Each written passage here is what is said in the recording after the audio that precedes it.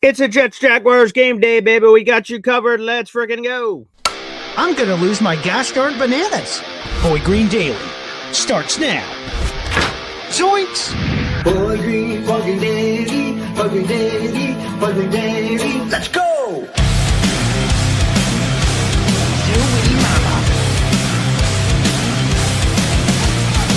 Put your seatbelts on. Get ready for the ride. We're the freaking New York Jets, and we're built for this shit.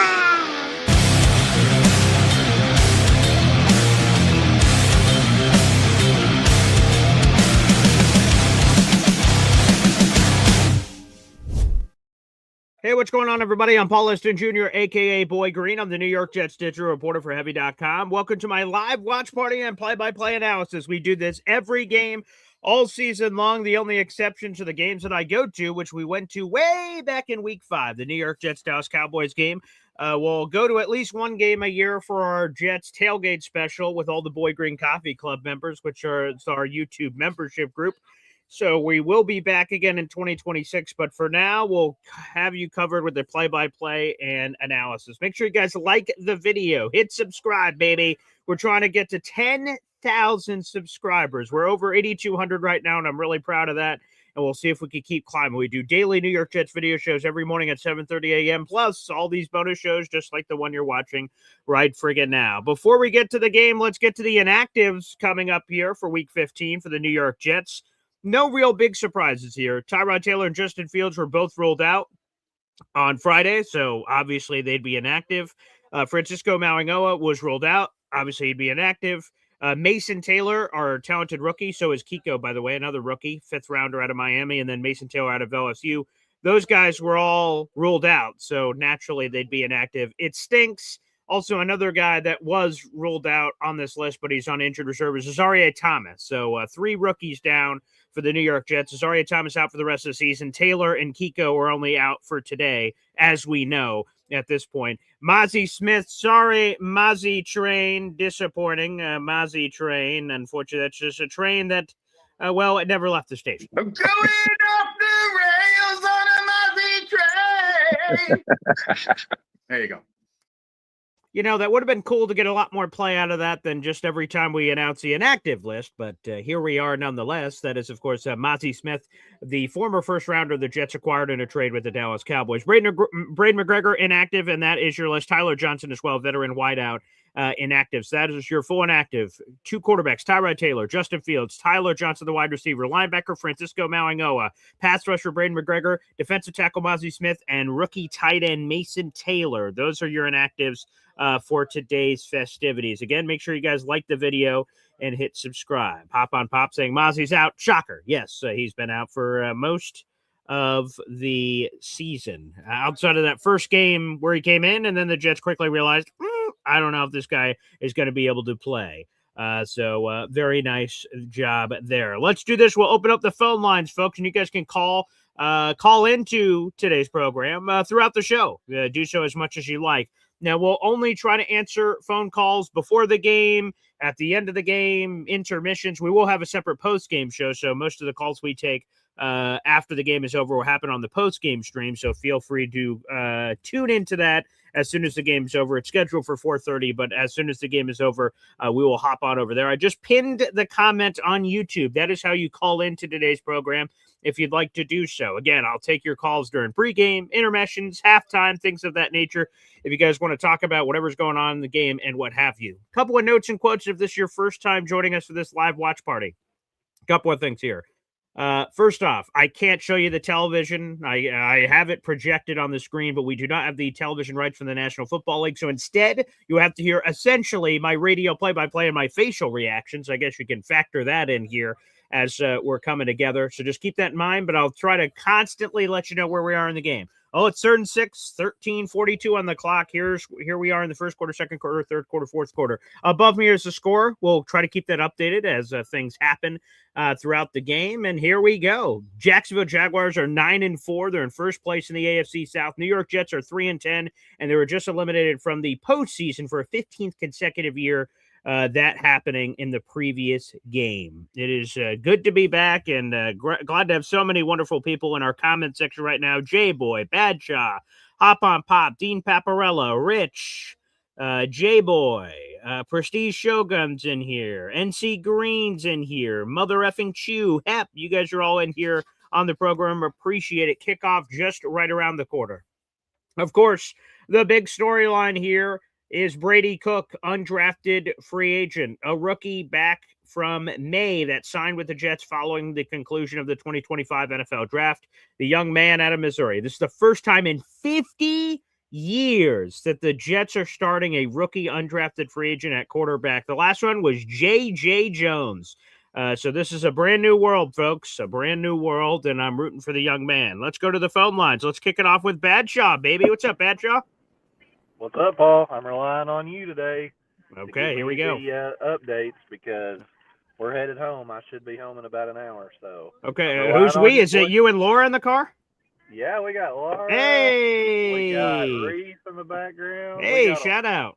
Yeah, we're coming back from Mississippi, so okay, I cool. I know who I can depend on to give me some football updates while we're driving. Amen. So. That's right. Yeah. Hey, how did you guys celebrate this week, by the way? So I've got a cousin that lives outside of Memphis in Mississippi, and he's got a big house, and all of our family, like they're the only ones that live in Mississippi. We all drive from Arkansas to stay at his house.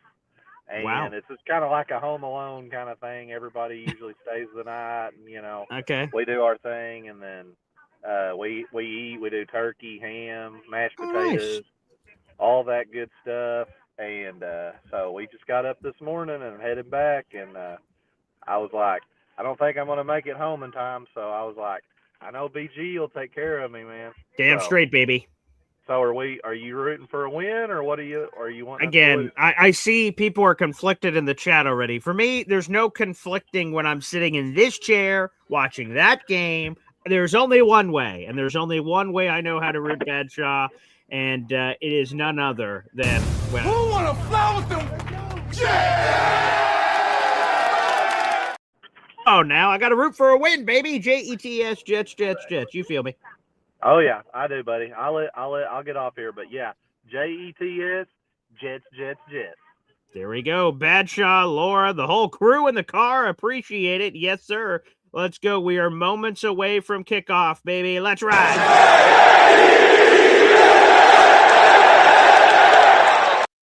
Shout out to Troy Sturgis, baby. Yes. Nice little super chat happening here, baby. Wow. Troy, we added that to your raffle total, baby. I see the CBS music is kicking off, and we are ready for action. Jets, Jaguars. We'll have you covered throughout the broadcast. Thank you, Troy, for the tip. If you guys would like to send tips along the show for the play-by-play analysis, they are not expected, but they're appreciated. So not required, but appreciate them coming through. You can hit the money sign there on YouTube to send in your super chats, super stickers, memberships, gifting, and so much more. Appreciate it. That helps keep the lights on over here. So thank you very much for everyone that's there. Shout out to a few people in the chat as we're coming back from a TV timeout. Our boy Terrence, win, baby. W-I-N. Yes. Let's get a win. Appreciate you. Yeah. Let's go to our boy, Sorry for MVP. I always root for my team to win when I watch. Silver lining is the inevitable loss from the sorry team will help the draft status. That's true.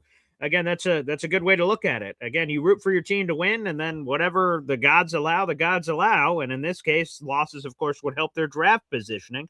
They're currently at 7, but they have a chance to rise much higher. They have I was checking out the ESPN analytics before the show. They've got like a massive chance to get a top 5 pick, which, again, we'll see. They even have a chance at the number 1 overall pick, 6% chance to land the number 1 overall pick on their own. So, again, I'll be rooting for wins today, but you guys can root for how you would like to root out there in the audience. But let's ride, baby. Keep that love happening. MFC, J.J. Jones, the last undrafted quarterback to start for the Jets in 1975. He didn't even finish the game. I believe he's also the first African-American quarterback for the New York Jets as well. I think I read that in Rich's story. So neat. And then after leaving the Jets, he went to the CFL for a second and then just left. We never heard from him again. So crazy. Hopefully Brady Cook has a better story to tell his kids about this. Let's go. Dean Paparella, BG Daily. Yeah, baby. Yes, I love doing this. I love doing my morning show. I love doing this play-by-play, so I appreciate everybody that got me into doing this. This is a lot of fun. Yeah, an interception would be fun today, J-Boy. We haven't had one of those this season. Who knows? I can't predict it anymore. It's just we've just gone too long. If the Jets don't have an interception today, they would. So the Jets are the first team in NFL history that's gone this long in a season without having an interception. They have that history. But there's also been times where someone in a season may have gotten like an interception in week 1, and then they have this long drought until the end of the season. If the Jets go without a pick today against the Jaguars, this would be the longest streak in NFL history of consecutive games inside a season where a pick hasn't happened. So let's not get that kind of history today if we're the New York Jets. All right, everybody, here we go. Kickoff about to happen here. Temperature 72 degrees at kickoff down there in Jacksonville, while I've got a foot of snow outside. So this is quite the sort of mind blank going on here. Again, 72 degrees in Jacksonville. Here, it is a blizzard. We have a snowstorm happening out there. I peeked after Boy Green Daily. I had to go out and do some stuff.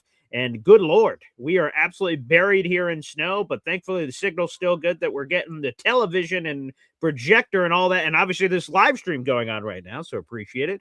Make sure you guys like the video. Hit subscribe here on YouTube, baby. Let's go. That's a free way to contribute. As you're heading on in on YouTube, make sure you guys like that video. We're not available only in audio only form unless you just have the YouTube video up and you're just listening to the broadcast. So shout out to everyone who's watching us, whether it's on Facebook, YouTube, or Twitter.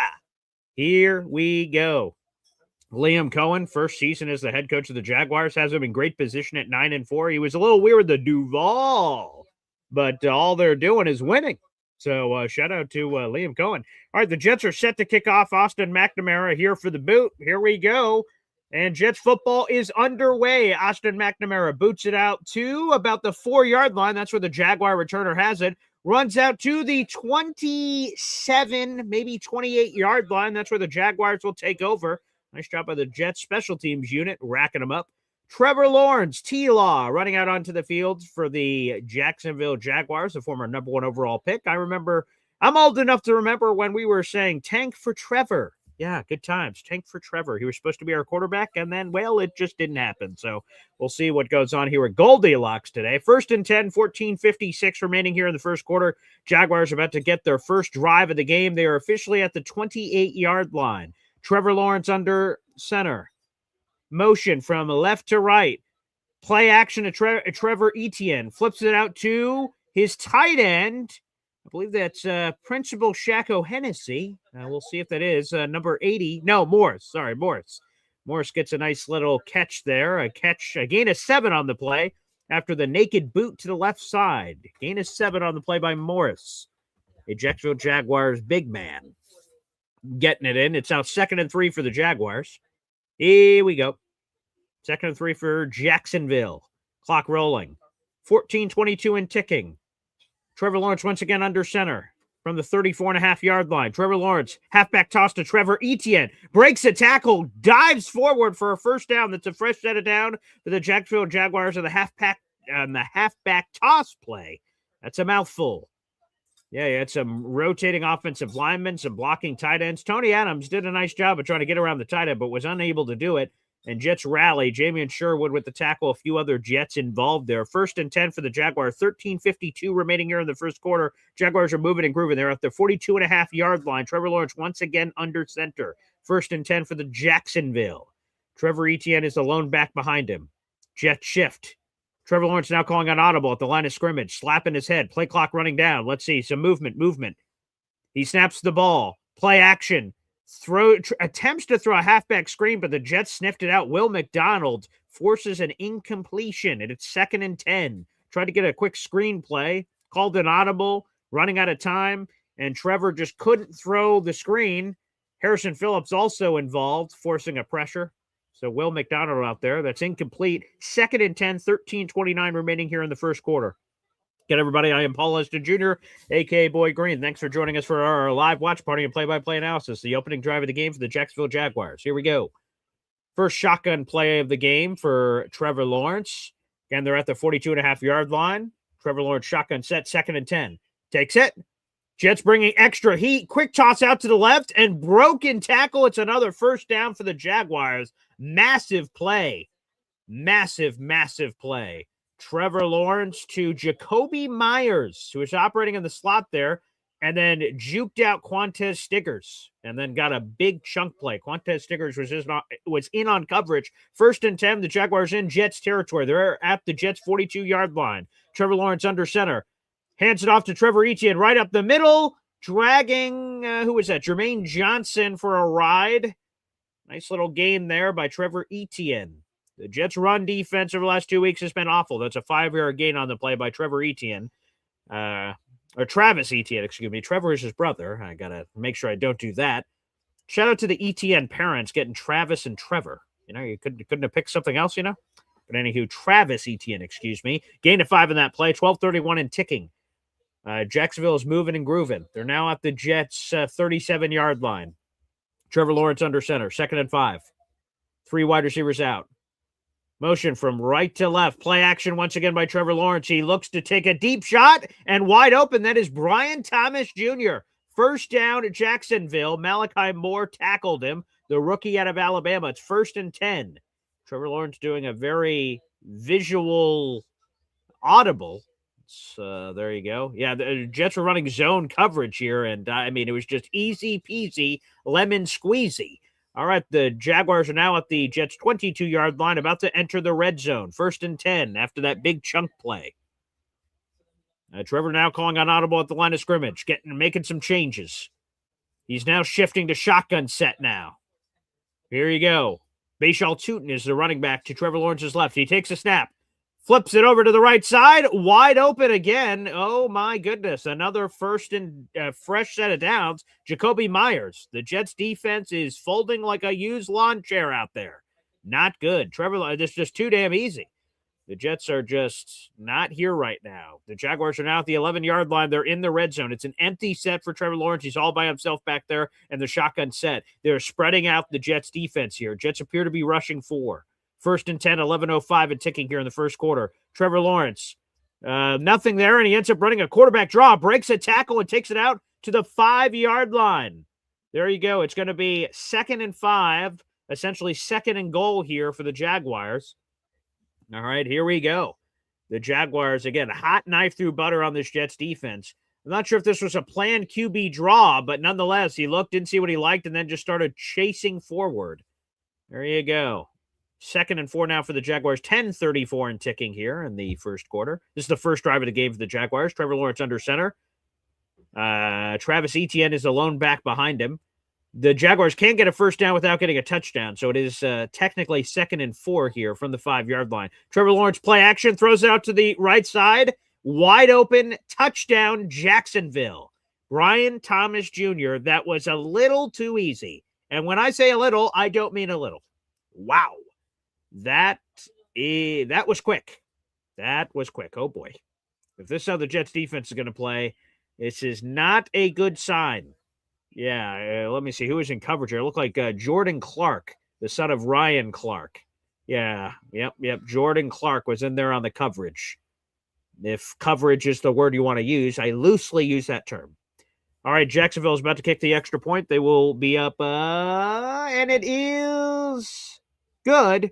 7-0 lead for the Jacksonville Jaguars. Again, that was a little too easy. We'll see how Brady Cook responds. His defense doing him no favors. Hey, buddy, you're down 7. Figure it out. Okay, all right. We'll see what Brady Cook has, the undrafted free agent, making the first start of his NFL career. Is Brady Cook. Let Brady cook. Will he cook? We will find out. We're on a TV timeout. Let's update the scoreboard here. Again, Jaguars lead 7 squat. 7 squat. That was a 9-play, 72-yard drive, and they took just under 5 minutes off the clock. Easy peasy, lemon squeezy. All right, let's go to the comment section. Let's see what the hell's going on in here. Hop on Pops, it's time for Brady to cook. Yeah, could be. I'm hearing Patriots are not effing around. All right, let me see. Let me take a quick peek on the scoreboard here. I'll try to keep an eye on that throughout the game to give you guys any updates that I see of particular interest. Let me see the scoreboard here. Patriots already up 7-0 on the Buffalo Bills. Okay, there you go. All right, like I said, I'll try to keep an eye on that throughout today's broadcast if I can. Okay, let's go Brady Cook. Some good Brady Cook chants. I like that. Donald Johnson, good Brady Cook love here. I love that. Very nice.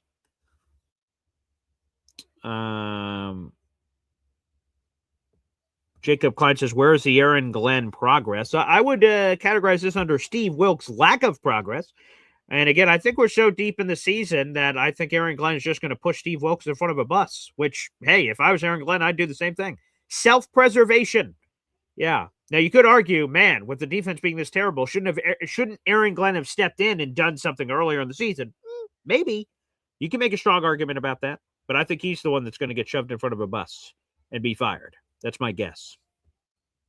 NC Green, that was too easy. Goodbye, Wilkes. Yep, I totally think so.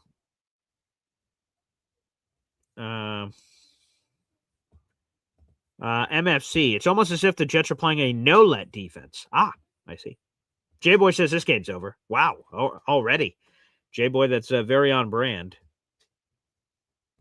Dean Paparella, some clowns are celebrating this. I think this is disgusting. Yeah, you won't see me celebrating it. Again, someone before the show, I highlighted a bunch of comments before the show, so I won't hit it exactly on the head. I'm not like, yeah, kick the Jets' ass. This is great. Yeah, I don't root that way. If they happen to lose, it does benefit their draft position. But no, I don't know who is, but again, I normally don't tell fans how to fan, but that won't be me. That won't be me rooting. Again, when I'm in front of the screen, I'm all fired up. I hear the CBS music. I want to go. Here is Badshaw's guy, Cameron Little, on the kickoff. Wow. He has a massive leg, sends it crashing through the back of the end zone. That's going to be a touchback. Brady Cook stepping onto the field is the third different starting quarterback for the New York Jets this season.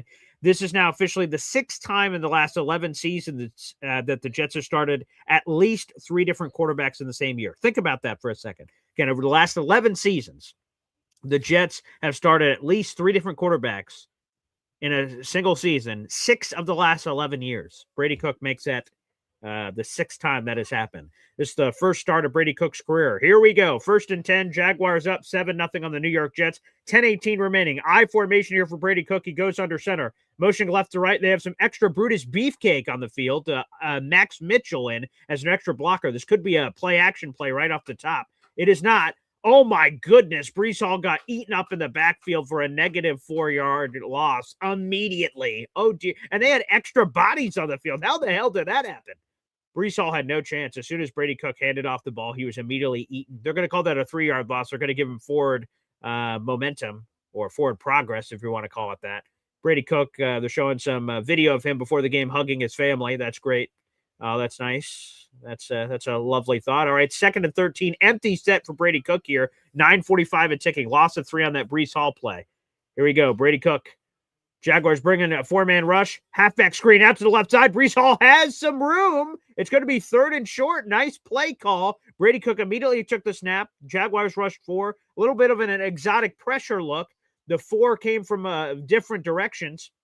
And there you have it. By the way, Nico Collins just had like a 60-yard touchdown in the Cardinals game, for those curious of that.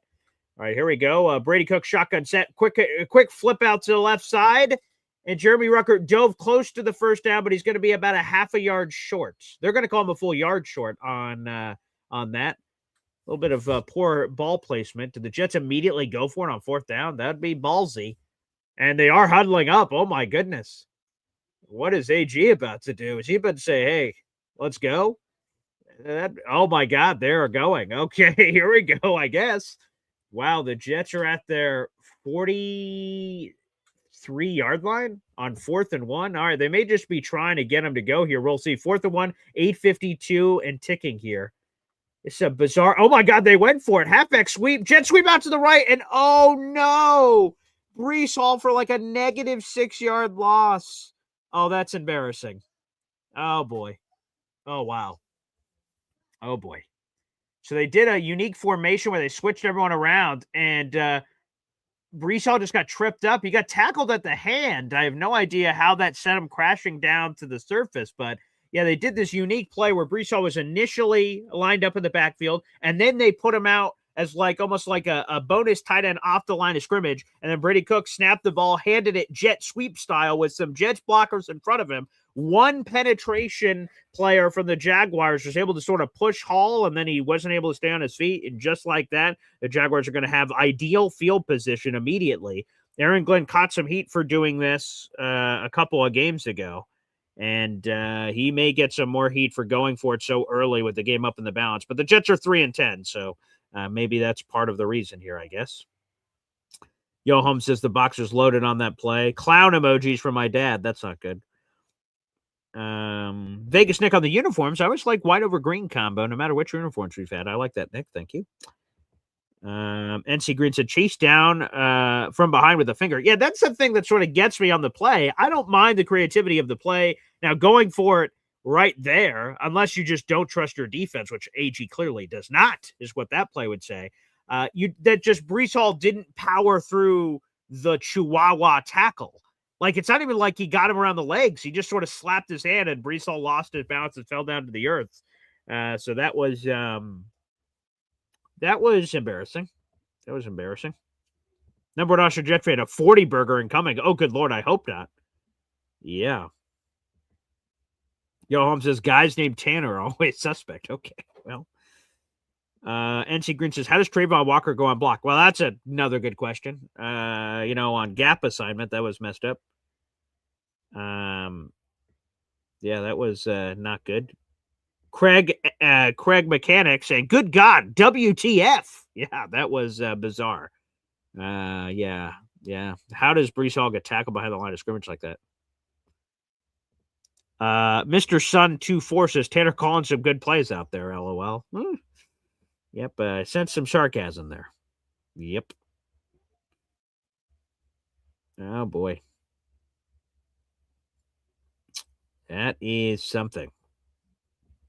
Ricard Trey says, sounds like Boy Green needs a hug. I could certainly use one. Yes. We're almost halfway through the first quarter, and the Jaguars up 7-0, and now they have ideal field position. They're starting in Jets territory. We're back for the TV timeout. They're at the Jets' 38-yard line. They're up 7-0, 8:46 remaining here in the first quarter. Trevor Lawrence under center. It was initially a halfback toss, and they flip it out for a wide receiver reverse. Jets are able to bottle it up somewhat. It's still a gain of about 3 on the play. They're showing a replay here of how Trayvon Walker got past. Let's take a gander here.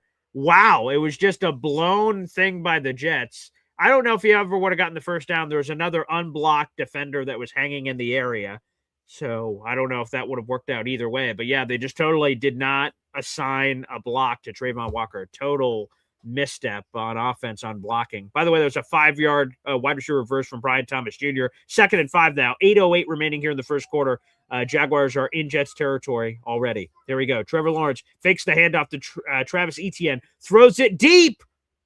And another big play. Jacoby Myers, massive chunk play. That's a first down, Jacksonville. Oh, my goodness. That was 21 yards to Jacoby Myers. And Brandon Stevens was sort of in coverage, and then Jamin Sherwood cleaned it up. But, oh, boy. This is getting ugly, and this is getting ugly quick. 1st and 10 now for the Jaguars. 7:36 and ticking here in the first quarter. Good Lord. Oh, boy. Wow, they're already in the red zone. This is not a good sign. They're at the Jets' 12-yard line. Shotgun set for Trevor Lawrence. 1st and 10, 7:24 and ticking here in the first quarter. Travis Etienne in an interesting quick screenplay out to the left side. Jets swarm. Ooh, good choke slam tackle by Will McDonald. Aggressive. Nice job there. Immediately slamming Travis Etienne to the canvas. Nice aggressive play there. That's a loss of 3. All right, there you go, Jets. All right, here we go. All right, there we go, baby. Good job, Willie. Haven't heard Willie in a while. Haven't heard old Will McDonald's name. We haven't been able to call it a lot. We'll see. All right, 2nd and 13 for the Jaguars. 6:51 and ticking here in the first quarter. Jaguars are up 7-0. They have the ball at the Jets' 15-yard line. They're in the red zone. Shotgun set here for Trevor Lawrence. Takes it. He's looking. Finds a dragging Brenton Strange over the middle, but he dropped it. Brenton Strange with the drop ski. Jamin Sherwood in coverage. There you have it. Actually, I misspoke earlier on that interception drought.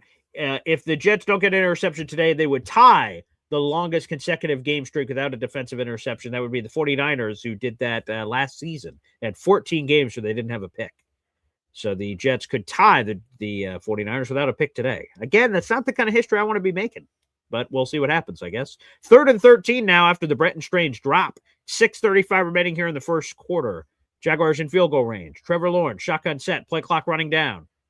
Takes the snap, patrolling, looking, rolling out to his left, now rolling out to the right, now juking a defender. Now he's got green grass ahead of him. Trevor Lawrence walks it into the end zone for a touchdown. There is a flag on the play. Let's see what this penalty is. It was 3rd and 13, and Trevor Lawrence just dodged a bunch of Jets pass rushers here. Let's see what the flag is. Okay, the ref's about to speak. Holding defense. Penalty declined. Touchdown Jacksonville. Wow. Oh, boy. Wow. 3rd and 13. Jets had pressure, but Trevor Lawrence just moved a little left, moved a little right, moved a little left, and then walked it in. That is embarrassing. On 3rd and 13 for Trevor Lawrence, the secondary appears to be doing their job. Everyone appears to be pretty well covered. And then Trevor Lawrence just keeps running from left to right, gets away from the pressure, and then just walks it into the end zone. And the extra point is good. Jacksonville's now up 14-0. Oh, good Lord have mercy. Now Brady Cook, hey, figure it out. You're now down 14-0. And all the Jets did was go 3 and out on the opening drive. Or technically 4 and out. Wow. All right. Well, this is not what I had on the bingo card, folks, for this contest here. I'm going to be honest. I didn't have a great feeling about the game. It's not over, but some people may say it is. But 14-0 lead for the Jacksonville Jaguars. Again, I am Paul Eston Jr., a.k.a. Boy Green. Oh, boy. Things are not going well. Not going well at all. Hey, our number one Austrian Jet fan gifted a Boy Green Coffee Club membership. Let's try to pick up the energy in here.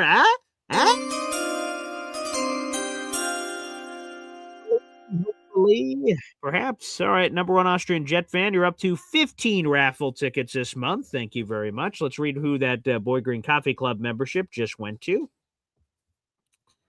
Let's see who this membership go to. That went to John Bogo. John Bogo, welcome to the Boy Green Coffee Club, my friend. Welcome to hell. That's where we're at right now, apparently. Appreciate that. All right. Here we go. All right, let's go through some of your comments.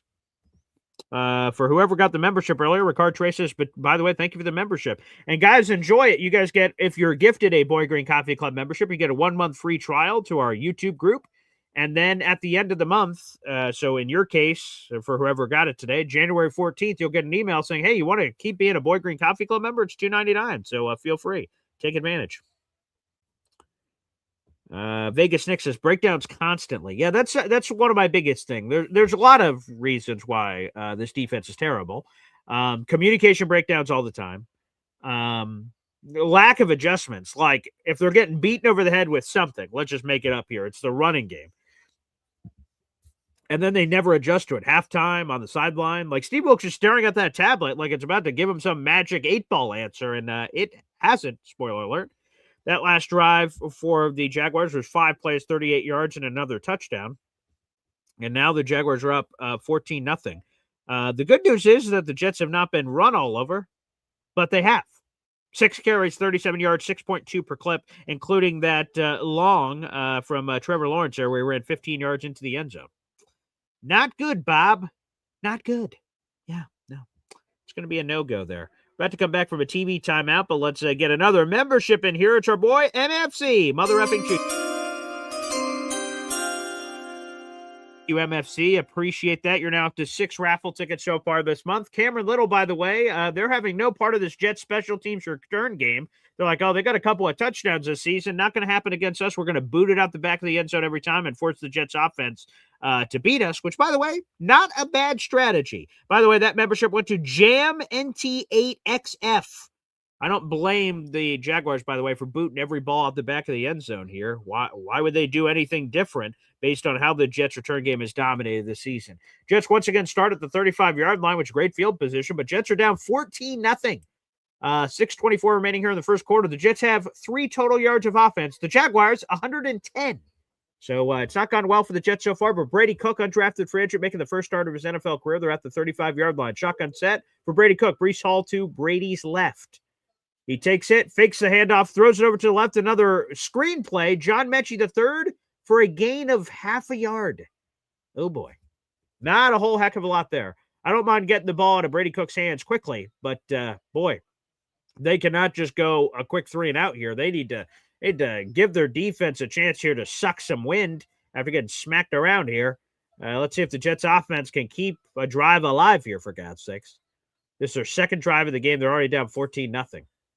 Here we go. Here we go. 2nd and 9, 5:46 and ticking here in the first quarter. Shotgun set once again for Brady Cook. He takes it, throws it over to the left side. Back to John Mechie III for another catch. It's going to be about 3rd and schmedium. 3rd and schmedium here for the New York Jets. Let's see if they can keep this alive. Brady Cook looking at his old play sheet on his wristband, trying to find an answer. Is there one there for the Jets? We'll see. Yeah, it'll be officially 3rd and 5. 5:20 and ticking here in the first quarter. Clock rolling. Jaguars are up 14-0, and it looks like a raucous atmosphere down there in Jacksonville. Jaguars are 9-4. Jets are 3-10. Shotgun set once again here for Brady Cook. Trip wide receiver set out to the right side. Brady Cook rolls out of the pocket. Very nice. Flips the pass over to wide open. Very nice. Who is that? Adonai Mitchell, I believe. Oh, no, Isaiah Williams, excuse me, and that's a first down, Jets. Nice. Okay, Brady. Let Brady cook, baby. Nice rolling out pocket there. Keeping his eyes downfield, and a wide open Isaiah Williams getting involved on the offensive side of the football. Hey, you don't want to let me return. Maybe you let me catch. Brady Cook, shotgun set, handoff to Breece Hall. He cuts it off to the right side. There's some green grass ahead of him, and Breece Hall hurries for a first down. Jets, another first down. Very nice job by old Breece. Handoff by Brady Cook of the shotgun to Breece Hall, who initially tries to go inside, then bounces outside to the right side there, and just green grass, and Breece Hall just jogs for the first down. Very nice job. We're getting some juices flowing, moving and grooving, baby. There we go. Very nice. 1st and 10 for the Jets, 4:10 and ticking here in the first quarter. Brady Cook under center, excuse me. They're at the 22-yard line. They're on the bridge of the red zone here. Brady Cook handoff to, is that Isaiah Davis? It is. Isaiah Davis runs it out for a gain of a couple. Now it's going to be 2nd down. Very nice job. Working multiple running backs here. Isaiah Davis getting involved. Under 4 minutes to go here in the first quarter. Jets are down 14, but the Jets are that gain of 5 there. I was disrespectful for Isaiah Davis. Gain of 5 on the play, and Brady Cook's family is out in the audience, all donning the Brady Cook jerseys. Very nice. And Brady Cook's fiance is also out there. Shout out to Carly. Brady Cook's fiance, apparently. All right, the Jets are in the red zone now. They're at the 17.5-yard line. Brady Cook under center, 2nd and 5. All right, hands it off up the middle. Isaiah Davis, jackrabbit. Ooh. Depending on where they give it to him, it's going to be a first down. Now, the refs are calling him short, but I think he rolled over bodies. That should be a first down for the Jets. We'll see if there's some replay assist action here. There won't be. 3rd down. Okay. Look like a first down to me, but guess not. 3rd and short now. I'm going to call it 3rd and 1. Again, I believe he got the first down. I think he rolled over bodies when he was swung down to the ground, but nonetheless, Anthony Campanelli is the defensive coordinator for the Jaguars. He's going to his play sheet. 3rd and 1 for the New York Jets. It looks like 3rd and inches if we're being candid.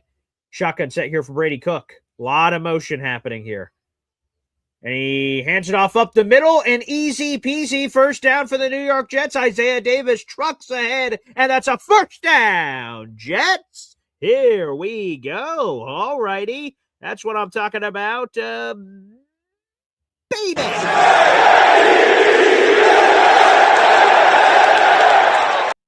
First and goal, 2:13 and ticking here in the first quarter. Jets are moving and grooving. I like the juices that are flowing here. Brady Cook, let Brady Cook, his parents Amy and Jim out there in the audience watching this one. Happy for the Cook family. Shotgun set here for Brady. They're inside the 10-yard line. Here we go. Brady Cook. Nice little orbit route. Flip handoff. Oh, that's a touchdown. Brady Cook finds Adonai Mitchell, and the Cook family is celebrating in the end zone just like we are, baby. Touchdown. The first touchdown of Brady Cook's NFL career. Brady Cook, Adonai Mitchell, and the Cook family celebrates in the audience. The Jets are on the board. Booyah! Nice job, Brady. Way to go, Brady.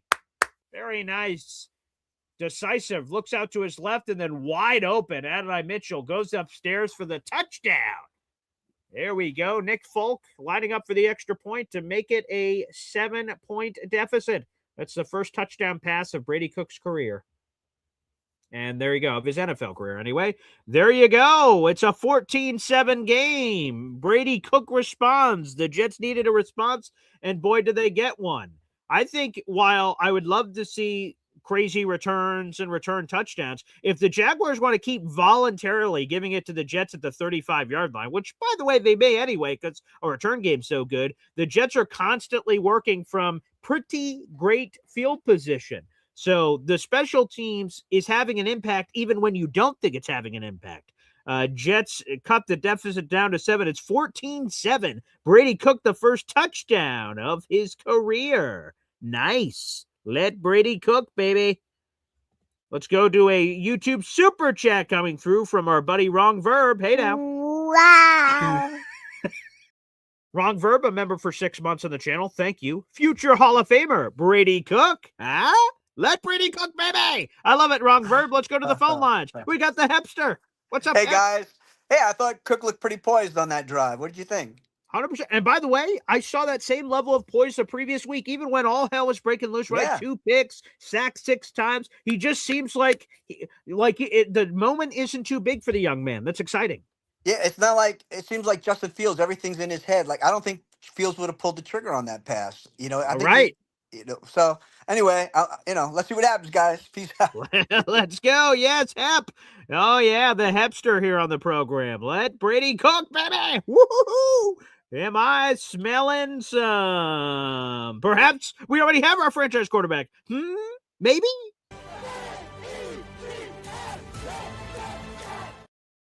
Yeah, that could be it. Ring of Honor, perhaps, from MFC in the audience. It could be. Could be. Hey, this is what you want to see from Brady. You just want to see him show poise. And poise this young man has. He is 6 for 6, hasn't thrown an incompletion. And quite frankly, he may never throw an incompletion for the rest of his life. 51 passing yards, 8.5 per clip, 1 touchdown, no picks, 141.7 QBR. Terrific. Great response from Brady Cook. Some nice play calling by Tanner Angstrand. Getting some quick action here for Brady to operate with, and here we go. Number 1 Austrian Jet fan giving us a Ric Flair. Woo! Hell yeah. Terrence, let's go, baby. Hep saying touchdown, motherfuckers. Just when the Jaguars think that they're going to run it up on us and that we're not going to show up, well, surprise, motherfucker. We here. Let's go. All right, it's a 14-7 game. Let's continue to ride. Austin McNamara with the boot. Back from the TV timeout. Jacksonville collects it at their own 2-yard line. That's the return man. He's running with some steam. Out to the left side. He breaks a tackle, stays on his feet, and cuts it out to the 44-yard line. Massive return for the Jaguars. They will have an ideal field position here. Wow. Adonai Mitchell went back to the...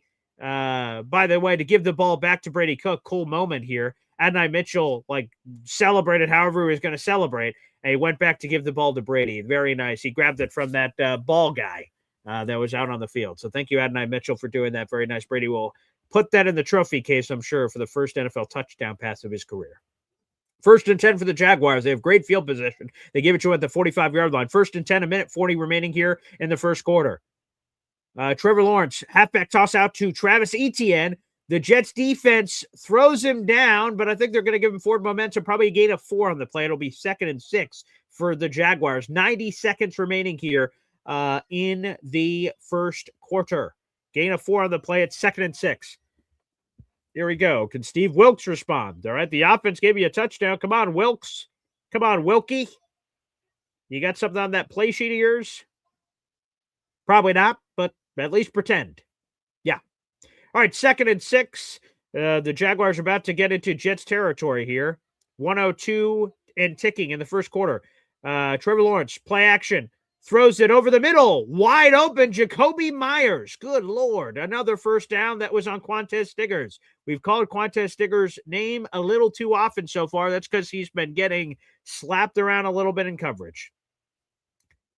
Yep. Oh, yeah. He's just running away from Quantez Stiggers. There's just now shout out to Quantez. He's going for the punch out to create a turnover, but missed on that one. Another fresh set of downs for the Jaguars. 1st and 10, under 30 seconds remaining here in the first quarter. The Jaguars must snap this ball before the end of the first quarter. They're up 14-7, but they're immediately in Jets territory here. Trevor Lawrence, play action, throws it back out. Another reverse, this time to Bashaw Tootin, who breaks a tackle and takes it out to the 25-yard line. That is likely going to take us to the end of the first quarter. The Jaguars are about to score again. Boy, Brady Cook, you better be ready to score 45 points today, buddy, if you want to give us a chance in this one. We head to the second quarter. The Jaguars lead 14-7.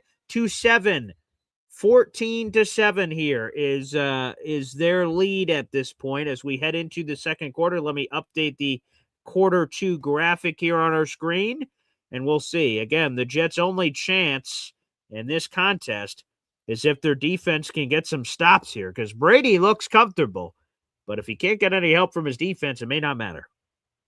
But let's see. Here we go. Quarter number 2 is where we head next.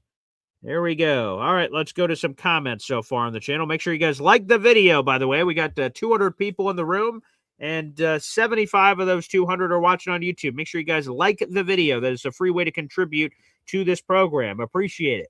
Help get this Jets channel in front of other Jet channels out there in the universe. So 31 likes, but 75 people in the room. Like that video. Ray Noble, he says, Jamin Sherwood is just fucking trash. Yeah, not good. Yeah, he's been awful. Yeah, unfortunately, which is really too bad. Alon says 14-0 Pats. Yo, what I hear is that Cook looks passable, and he does. Yes, I can confirm that, Alon. If you're not watching the Jets game, yes, Brady Cook looks like he belongs. He's showing some poise. He has not thrown an incompletion so far. 6 for 6 and threw his first touchdown there as well. Donald Johnson saying it's Jaguars, not Jaguars. Jacksonville Jaguars. I see. Jacksonville Jaguars. Jaguars. Is that British? Jaguars? I'll work on that. I actually do. Somewhere in my sports memorabilia collection, I do have a Jacksonville Jaguars. A little teddy bear with Mark Brunell on the back. That was the first NFL game I think I ever saw in my life. A Cowboys-Jaguars preseason game down there in Jacksonville. I think it was in the 90s. It was the first game of my life. Yeah. Joey Majestic, Fernando who? Yeah, we got Brady Cook, baby. Let's go. Yeah. But I'm not surprised. I picked the Patriots. And if the Patriots beat the Bills, I did not realize this. They win the AFC East today. So the Patriots were underdogs at home. I imagine Mike Vrabel really, whatever the word is, like use that to motivate them. So I'm not surprised. Ricard Trey. Try that magic 8-ball, Wilkes. By the way, I'm seeing at the Jacksonville Jaguars. I'm gonna probably mess that up a bunch, Donald Johnson. But they have that pool where you can watch a game from the pool. I don't know how I would feel about that, but that sounds cool, I guess. But we'll see. All right, we're back from the TV timeout here to kick off the second quarter.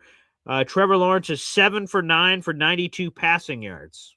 Doing a very nice job so far. All right, 2nd and 3 here for the Jaguars. Start of the second quarter. Handoff to Travis Etienne. I keep doing that. Breaks the tackle and dives for it for the first down. Fresh set of downs here for Jacksonville. I'll just call him Jacksonville moving forward. Or Jags. I'll do that. Yeah, Travis Etienne is breaking tackles in the backfield and just making plays and diving forward. Jets run defense has been a big issue over the last 2 weeks. Big issue. Jags are up 14-7. 14-30 and ticking here in the second quarter. 1st and 10. Fresh set of downs here for Jacksonville. Trevor Lawrence shotgun set. There you go. Immediately takes it. He must like what he sees. Throws it over the middle and incomplete, but a late flag. Wow. That flag was very late. They're likely going to call that on the defense. Let's see. Pass interference, defense. That's going to be an automatic first down for the Jacksonville football team. First down. They called that on Quincy Williams. Again, a very late flag here. That's really light. I don't know, man. That seems like a really weak call. But, all right. 14-21 and ticking here in the second quarter. AG does not seem pleased. First and 10 here for Jacksonville. Again, 14:21 remaining here in the second quarter. Steve Wilkes is marking things off in his play sheet. I'm not sure exactly what he's marking off, but he's trying. All right, Jacksonville is in the red zone, looking to score again. Trevor Lawrence, play action, looks at left of the end zone, wide open, and that's a touchdown for Jacksonville. Throws it out to Bashal Tootin. He catches it, falls on the ground, and does a barrel roll like Star Fox 64 into the end zone. Touchdown, Trevor Lawrence to Bashal Tootin. Nice catch, and then he just sort of rolled on the ground into the end zone, wasn't touched by it. And it looked, Quantas Stiggers was the nearest defender, but did not matter. An immediate touchdown here for Jacksonville. And again, he was not touched until he rolled into the end zone. Jaguars up. Now 20-7, extra point pending. Good night. Oh, boy. Like I said, if Brady Cook wants to give the Jets any chance in this one, extra point is good. Jacksonville's now up 21-7. If he wants to give us any chance in this game, he's got to score like 1,000 points because our defense appears to not be willing to do him any favors whatsoever, which is disappointing. Bashal Tootin, good Lord. Where is the defense, man? Where is the pride at the very least? We have the scoreboard updated here. Trevor Lawrence is 8 of 10 he has an 80% completion percentage, 108 yards and 2 passing touchdowns. The Jets are just making this look easy for Trevor on defense by being so terrible. 16-yard touchdown there from old Trevor Lawrence. All right, let's go back to the comments section. See what you people are saying. Wrong Verb says, maybe we do need to replace Sauce. There's no Azaria Thomas out there. I mentioned it on the morning show. Azaria did not do enough before he got hurt to be a locked-in starter. Jarvis Brownlee Jr. is out for the season. That's your starting slot corner. The only starter at corner you have out there is Brandon Stevens, and it doesn't look like Trevor Lawrence is throwing Brandon Stevens' way. Quite frankly, he's finding wherever Quantas Stiggers is and going after him. Number National Jet fan says 50 burger incoming. Oh, boy. Well, that would not be good. I guess the only good news about that is, if that is to happen, is that Aaron Glenn will have no other choice but to fire Steve Wilkes. If they keep looking this bad, like he has no choice. If they show some fight on defense, he's like, oh, maybe I should keep him. So I guess that's the only silver lining, I guess. Dean Paparello says, criticize Wilkes, but AG was supposedly a competent defensive coordinator. AG needs to help Wilkes out. Saleh helped out Olberg. Now, he did not in year one, Dean, so just remember that. Jeff Olberg was awful year one for the Jets, and Robert Saleh let him sink. And then there was some collaboration during the offseason, and then it fixed things. So just remember that. Olberg was terrible. They were a bottom 5 defense in every major category in year number 1. And Saleh stuck by him. He didn't fire him. And then they were able to flip it. So maybe that could happen with Wilkes. It just doesn't feel right. Yeah. JD Surf City says, we have no safeties, no linebackers, got nothing from edge. We can't trade up. I disagree that we can't trade up because you can find things a lot of ways. You got trade, you got free agency, you got the draft. And to be honest, again, it's impossible to really talk about the trade up scenario because you just don't know where the Jets are going to finish. There's a big difference if the Jets are at 7 or they're at 3. There's a big difference if the Jets are at 12 or they're at 5. Like, there's just, and I'm not saying the Jets are going to go to 12 because I don't know how many more games they're winning this season, but I just don't see where it happens. By the way, 3 drives for the Jaguars so far and 3 touchdowns. Not great, Bob. Not great. Jacksonville is up 21-7, 14-14 remaining here in the second quarter. Kickoff deep. Jets returners just have no chance. Cam Little is shooting that out of the back of the end zone. Jets have the ball at the 35-yard line. Let's see how Brady Cook responds after that very nice drive. Let's see what's the next result here. Let's go. Let's go. Let's get a while we're coming back from the TV timeout here.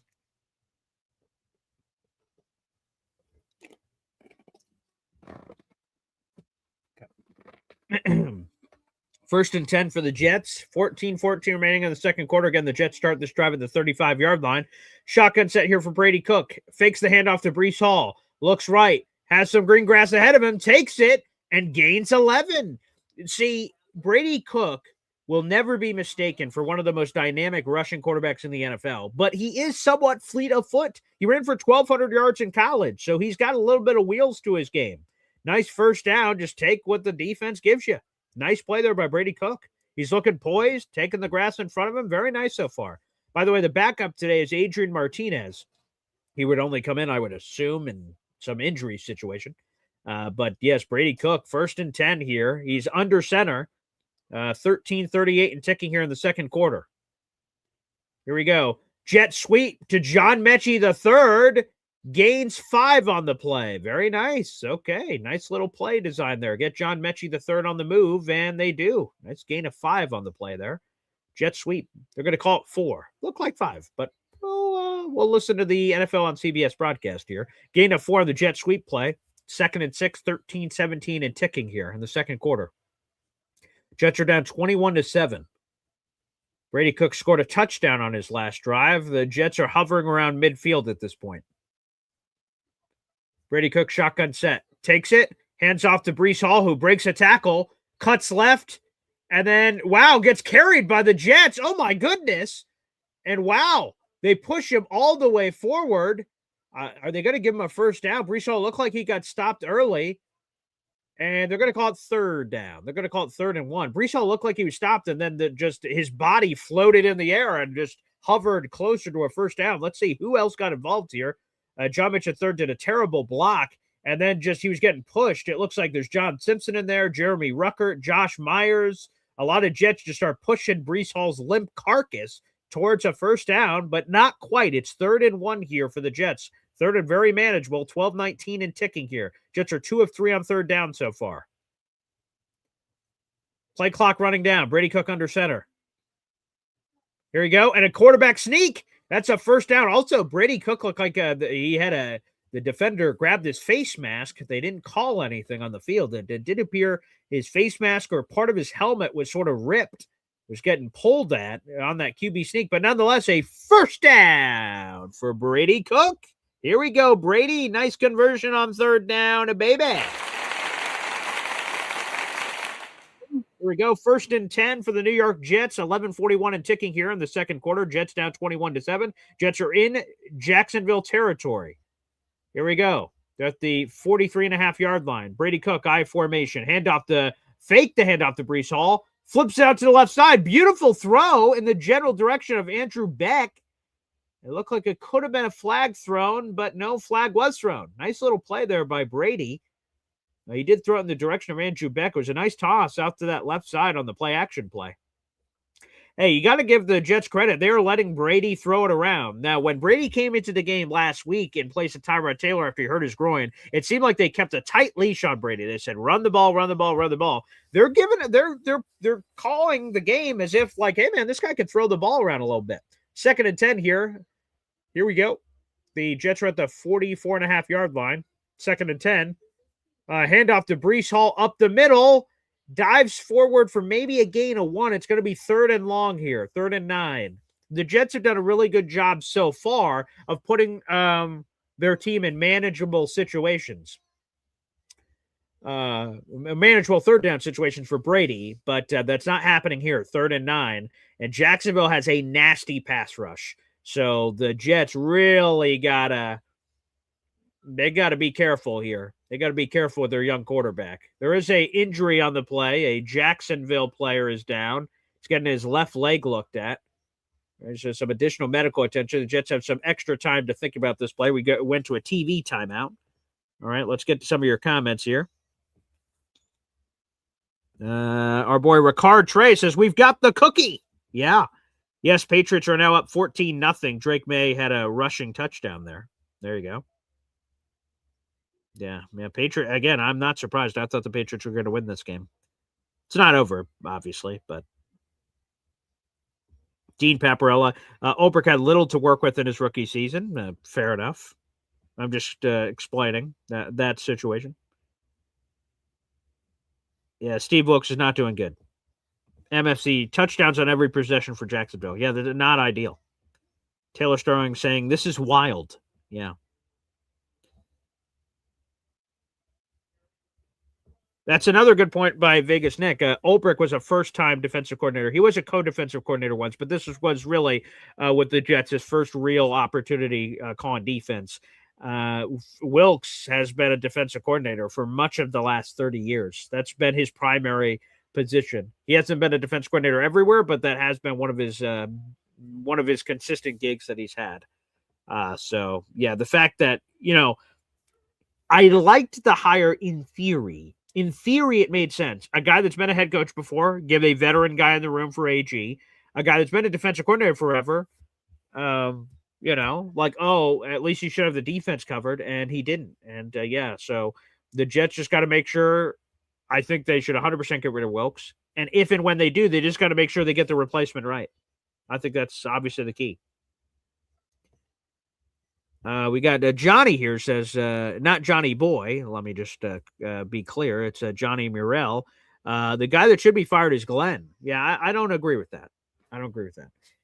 You see, all around the league, Carolina's a good example. Up until they found Dave Canales, I guess, they've been going through all these one-and-done coaches over and over and over again, and it's been a disaster. You just have to believe. And the Jets gave AG a 5 or 6 year deal. Like, to be the guy, you have to let him see it through. And I've seen improvement this season on AG. Stigago, Danny Strigo. I'm not sure if I'm having his name correctly. He just walked to the locker room. So we're back for the TV timeouts. 3rd and 9 for the Jets, 11:09 remaining here in the second quarter. Big third down play. The Jets are in Jacksonville territory, but they're not in field goal range. So they need a play here to at least get into field goal range. The first down marker is a little past the 33-yard line here.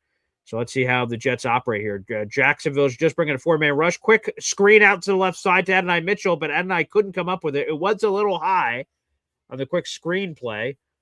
We'll see if they keep the Jets out there. They're in no man's land. They're too far out for a field goal. It'd be like a 60-yard field goal from here. Yeah, they're bringing out Austin McNamara. Okay. There you go. On 4th and 9, they're going to punt. Parker Washington is back on the return for Jacksonville. Hey, Austin McNamara has been one of the best punters in the league. So if you can pin him within the 5-yard line, that could be worthy. Watch out for a fake special teams play here if there's something in the book, perhaps. Oh, look, it looks like we have a fake of some kind going on here. Austin McNamara came up in the shotgun set. Oh, okay. They were just trying to get them to jump. Oh, that was interesting. Jacksonville looked a little surprised. This is a fine play. Try to see if you get them to jump, and then you make it a potentially go decision. Instead of 4th and 9, you have it 4th and 4. Could be in field goal range. Could have done something. They just showed a little razzle dazzle to see if they could get Jacksonville to jump. They did not. So delay a game, and now the Jets will have a little bit more room to punt if Jacksonville accepted that. They did accept the penalty, so 4th and 14. Jets will have a little bit more room to operate here on the punt. 10:50 remaining here. They've declined it, actually. They declined the penalty instead, not to give the Jets the benefit of that room. It's 4th and 9 with 10:50 remaining here in the first half. Austin McNamara on the boot. Waiting for the snap. Maybe a trick is coming. No, it's not. Austin McNamara with the boot from around midfield. Oh, wonderful punt. And the Jets are going to have it inside the 10-yard line. Beautiful boot by Austin McNamara. Isaiah Davis was the one who was able to wrangle it in. Very nice job by Austin McNamara, one of the best players on our team. And no, I'm not kidding. He is one of the best players on our team. No doubt about it. Make sure you guys like the video here on YouTube, baby. Yes, show your support for the channel. I'd appreciate it. Hop on Pop says, pathetic, I assume, the decision not to go for it, which, I'm fine with them not going for it. When you have Austin McNamara, you can play some field position. Let's see. Let's go through your guys' comments. Drake May is a stud, Alon says. I know he loves Drake May.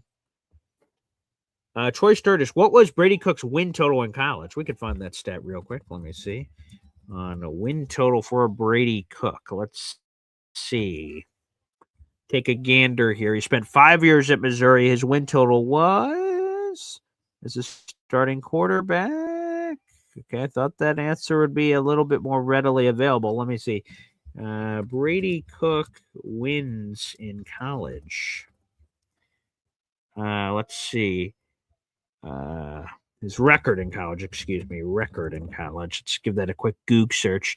26-12 starting record, or record as a starting quarterback. There you go, Troy Sturgis. Apparently, Google says 26-12. 26-12 for old Brady Cook there at Missouri.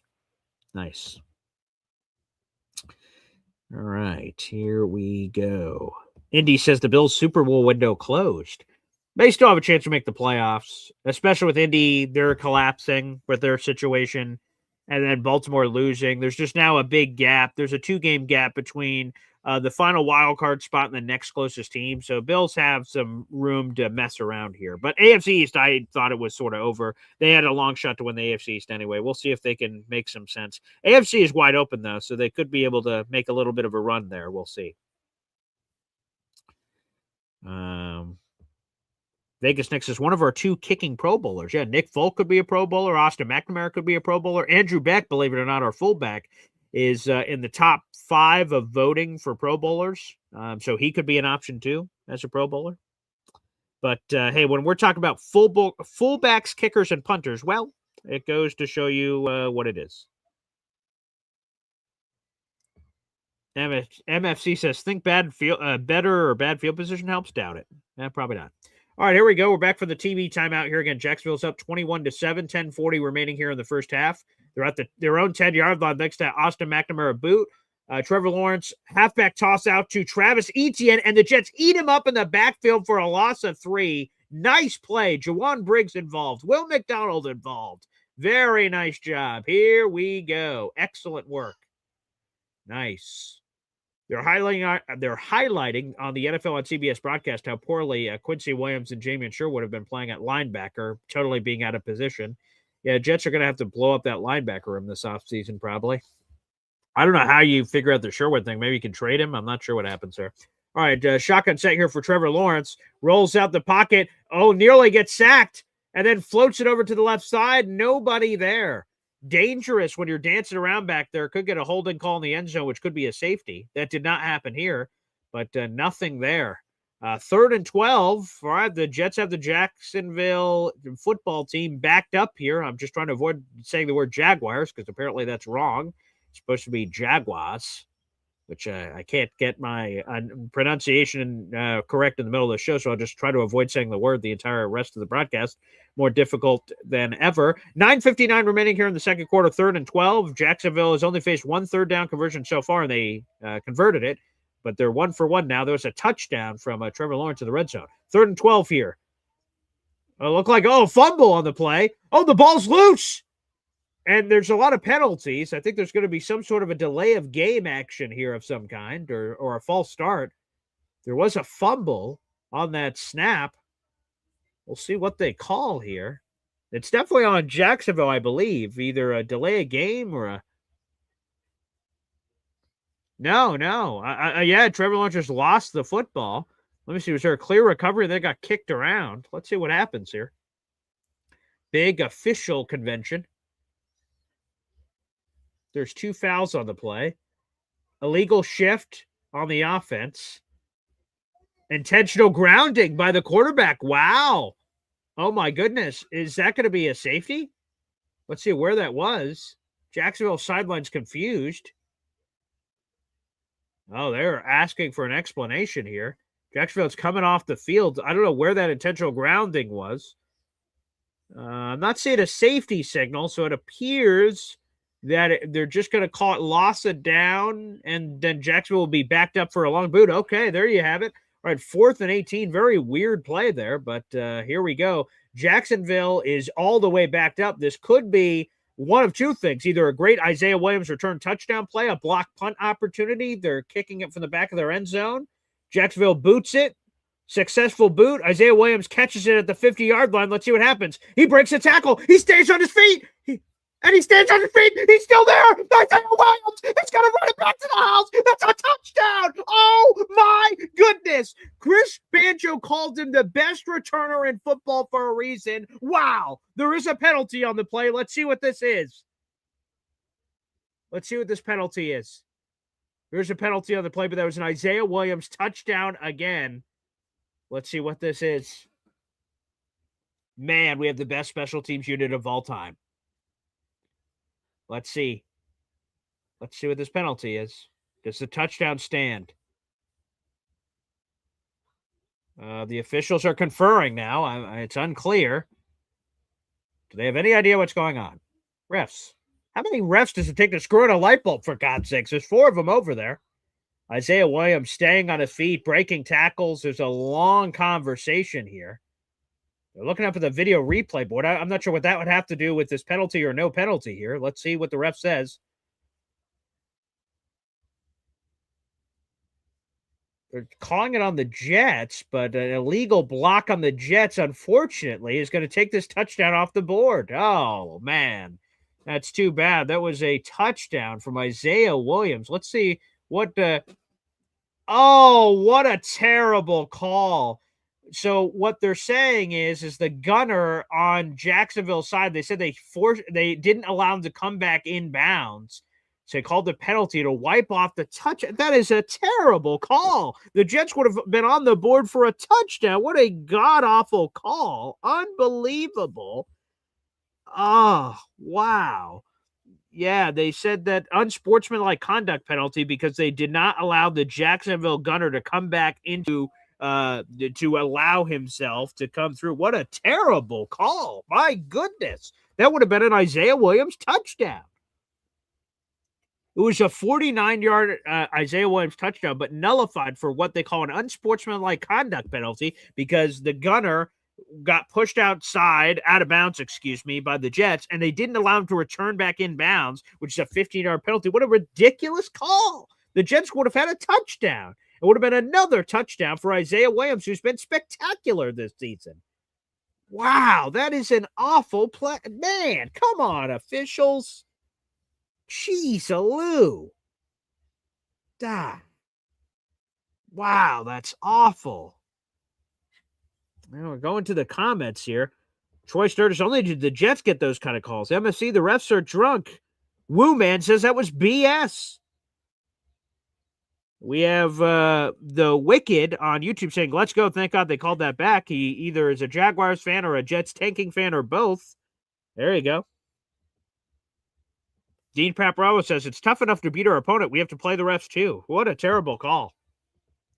Absolutely terrible. And then, the ref looked up at the video board to make sure that whatever he called to validate it in some way. What an awful situation. You either call the penalty and you know it, or you don't call it. The ref that called this a penalty just looked up at the video board while they were all talking about it to, I guess, confirm what he thought he saw. Awful. Come on, man. That's terrible. That's terrible, man. Oh, that's bullshit. Unbelievable. Oh, that pisses me off. Man, we had another exciting Isaiah Williams touchdown. We're about to celebrate like nobody's business. Yeah, they're showing us a replay of it coming back. Let's take another look at this. Gene Sterator is commenting on this.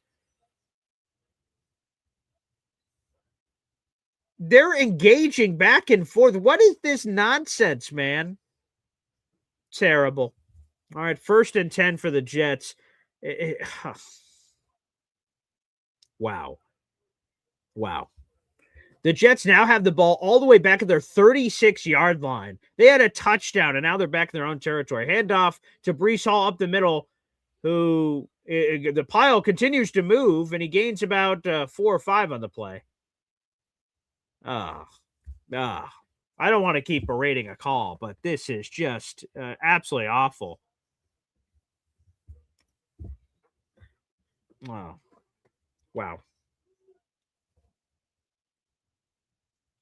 Trevor Lawrence, by the way, appears to have hurt his right hand, and he's getting some additional medical attention on it. He's trying to take some snaps on the sideline after that weird play that ended up being intentional grounding. All right, pistol formation for the Jets, 2nd down here at about 6. Brady Cook pistol set. Breece Hall's the running back behind him, and he gets maybe back to the line of scrimmage. It's going to be 3rd and 6.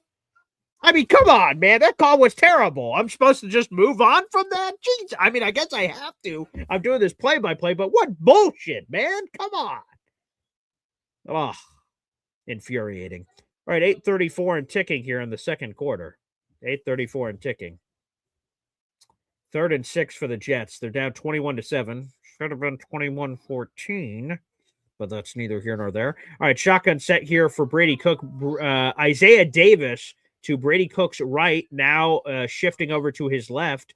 Motion, John Mechie III. Some extra heat coming for Brady Cook. Throws it over to the right side, and nice catch, Adonai Mitchell. That's a first down, New York Jets. Nice throw by Brady Cook, who's confidently high-fiving his teammates. Wait, a late flag on the play. Oh, boy. They're calling some sort of a personal foul of some kind. All right. It appears to be on Jacksonville. Ah, yes, the end of that. Let's see. Oh, yeah, for shoving. Okay, there you go. That was that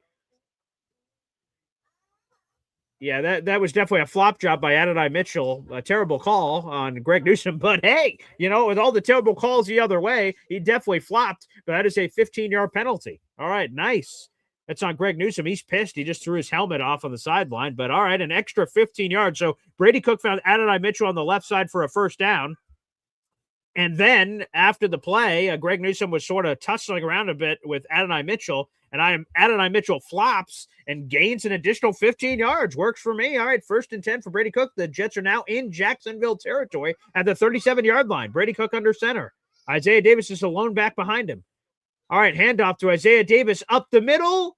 Diddle. All right, that's going to be about a gain of 5-ish on the play. 7:43 and ticking here in the second quarter. Brady Cook seems to have some command here of this Jets offense. He looks super poised out there. I'm sort of surprised. An undrafted free agent coming in here with this sort of moxie. Very nice. He's 7 for 9, 60 passing yards so far. Is Brady Cook. 7:23 and ticking here for the New York Jets. Brady Cook under center. 2nd and 6. Gain of 4 on that last run by Isaiah Davis. Davis stays in the game for Breece Hall. Play action.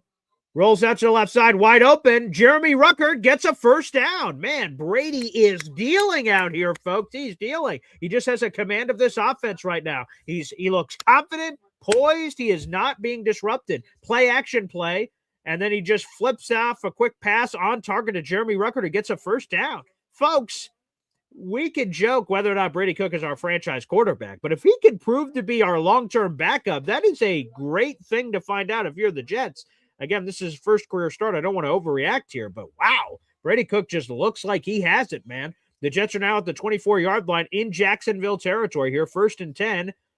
Brady Cook flips a pass back to Adonai Mitchell, who cuts back to the other side and then slides down. It's going to be a loss on the play for the Jets. It was just sort of a disaster. It wasn't blocked properly, and just all sort of fell apart there. But they did a fake handoff to Breece Hall and then tossed out on a wide receiver flip to Adonai Mitchell, unable to get those blocks, and then he just fell down to the ground. He would have been annihilated in the backfield if that would have happened. So loss of 4 on the play. Tanner got a little cute, and he just pointed to Brady Cook and said, "That's on me." So, okay, there you go. Okay, you got too cute there. Okay, 2nd and 14. The Jets are in Jacksonville territory at the 27-yard line. Shotgun set here for Brady Cook. All right, takes a shotgun snap, flips it over to the right right side, yes, to Isaiah Williams for a gain of a couple. That should make it about 3rd and 10, maybe. I think there was a gain of 4 on the quick little pass out there. Oh, the ball got tipped too. So Brady Cook put enough mustard on that to still get it to where it wanted to go. Very nice job by Brady there. And then Isaiah Williams still found a way to catch it. Very nice. You have to put a lot of mustard on that sandwich to power through a deflected pass. Very nice by Brady. All right, it's 3rd and 10 here for the Jets. The Jets are in field goal range, but they're looking for more than that at their Jacksonville, 23.5-yard line. Brady Cook takes a shotgun snap, floats it towards the end zone, left side, and nothing. Whole lot of nothing there. It's going to be 4th down. The Jets will attempt the field goal. Yes, that's my son over here. Yeah. Hey, what's up, son? What's up, Polly? Good to see you. Great to see you, pal. Thank you for chiming in. All right, 4th and 10. The Jets will attempt a field goal here. They're announcing on the screen that Nick Folk has made 96 consecutive field goals inside the 40-yard line. That's the longest streak since 1991. Hopefully they didn't just do a broadcaster jinx by revealing that statistic. 41-yard field goal here for the Jets. This would still be a 2-score game if they make this, and they do. The field goal is good. It's now 21-10. Nick Folk is true. It's 21-10 with 5:03 remaining. Yes, Polly, we hear you, buddy. Yes. All right, 21-10 here, 21-10. So let's update the scoreboard here for the New York Jets, and then I'll dive into your comment section.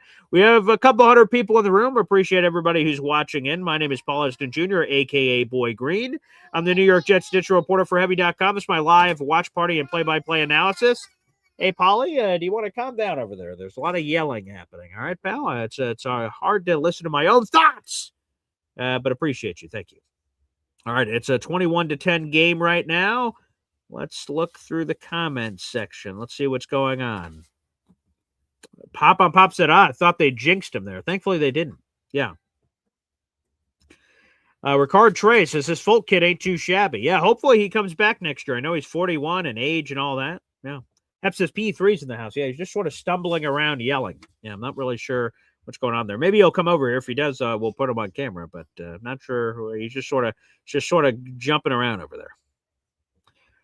All right, let's get a look at the stats so far. Again, the Jets are down 21-10 right now. There's about 5 minutes left in the first half. Brady Cook, again, has looked very poised. 9-12, 74 passing yards, 6.2 per clip, 1 touchdown, no turnovers. The Jets' running game is completely non-existent. Breece Hall has been coming in and out of the game. I don't know if that's because of earlier in the week he was on the injury report. He had no injury designation for this game, but he's been pretty non-existent from that standpoint. 7 carries, 14 yards. As a matter of fact, Isaiah Davis has more rushing yards than Breece Hall does at this point, with 16 rushing yards. So nice job from that perspective. The passing game has been a little bit of everyone. Isaiah Williams has 2 catches for 29 yards. Adonai Mitchell has 2 catches for 18 yards. Jeremy Ruckert, 2 catches for 13 yards. John Mitchell, the third, 2 catches for 5 yards. They're just sort of all over the place at this point. Sort of all over the place. Yeah. Let's see here. Again, make sure you guys like the video. Let me do a quick refresh over here on the old YouTube, baby. Also, hit that subscribe button. That's youtube.com/boygreen25 here on the program. We have 46 likes on the YouTube video right now, but we have over 80 people. Over 80 people here on YouTube. Make sure you guys like the video. It's a free way to contribute. It's right there. Like, it's just sort of weird. I can see how many people are watching. So, like, I see you guys standing there. Come on now. Hit that like button. By the way, Trevor Lawrence, we mentioned that he looked like he injured his right hand on that last sort of situation. He has some additional tape wrapped around the hand. We'll keep an eye on that Trevor Lawrence situation. He's got this weird, like, sort of tape brace around the hand. They're doing a close-up on it. Just sort of comes around the hand. It's unclear what he hurt on that play, but he just sort of tried to spike the ball, and it didn't work. They're going to have to bring in someone to hold the ball because Austin McNamara has attempted to boot this several times and has been unable to because of the wind factor today. So Nick Folk will hold for Austin McNamara. A sort of role reversal here. Austin McNamara normally holding for Nick Folk. And the ball gets kicked. And that will be a penalty on the Jets. That's really unfortunate. They have to do a weird hold, and then it goes out of bounds. So now the Jacksonville football team will have it out at the 40-yard line. That's unfortunate. So that'll be 1st and 10, kick out of bounds on Jacksonville. So they'll get the ball at the 40-yard line. Here we go.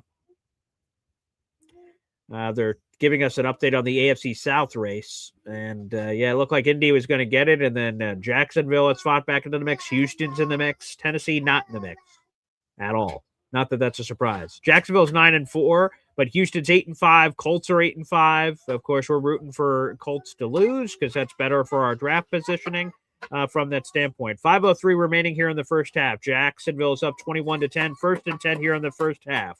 Pistol set here for Trevor, who hands it off to Travis Etienne to the right side. He bumps into his own guy, and the Jets are able to get him down. Nice play there. He almost bounced out to the left. There was Tony Adams who was able to get him down. It looked like it was going to be a loss of a lot of yards. And then Travis spun out of it and almost had a massive play. Thankfully, Tony Adams was able to wrangle him down. Yeah, Trevor keeps going back to that right hand that he hurt. He keeps grabbing at it. It's unclear what he hurt. Let's keep an eye out for that throughout the rest of this game. 4:33 and ticking here in the first half. Again, Jacksonville's up 11, 2nd and 10. Ends up being a loss of nothing. Travis was able to get back to the line of scrimmage. Here we go. Shotgun set here for Trevor. He drops back to pass. And then some green grass ahead of him. Jukes out Quincy Williams. And then a nice little hit there by Tony Adams to reduce the gain. It looks like it was still a gain of about 5 on that play. Tony Adams was able to hit him both on that hand and the thigh area where Trevor Lawrence fell out of bounds. That was a clean hit. Trevor was inbounds when he got hit. So clean hit by Tony Adams. And yeah, don't let the quarterbacks just squeak out of bounds. It's 3rd and 4 now for Jacksonville. 3rd and 4 now. Like Jacksonville is going to use their first. Tony Adams apparently got dinged up on that Trevor play. It didn't look like he did initially, but he just dropped down to a knee. Tony Adams got hurt.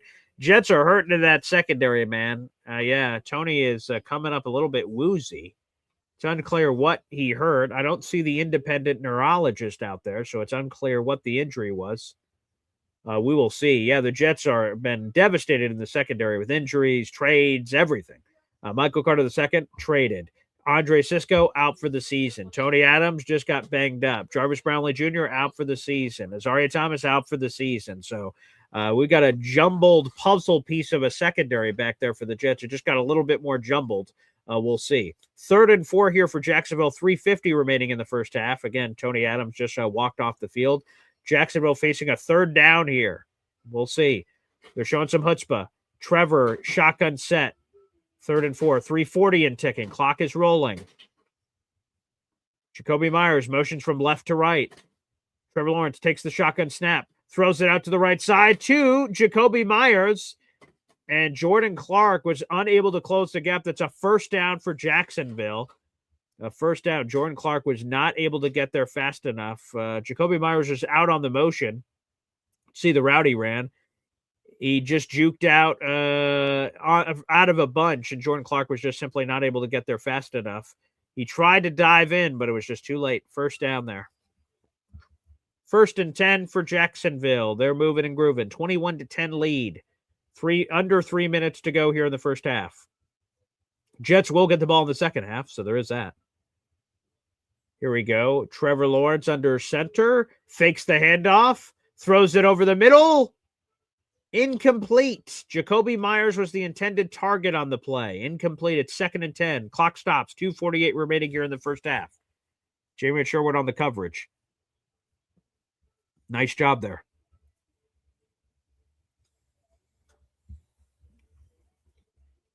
All right, here we go, baby. Let's get some quick aqua here. Wet the whistle. Okay, shotgun set here for Trevor Lawrence. They're in Jets territory at the 49-yard line. 2nd and 10. Play clock running down. Trevor Lawrence takes the shotgun snap, throws it out quickly to the right side. Incomplete. Quantez Stiggers, it appears was in coverage on the play, and he was.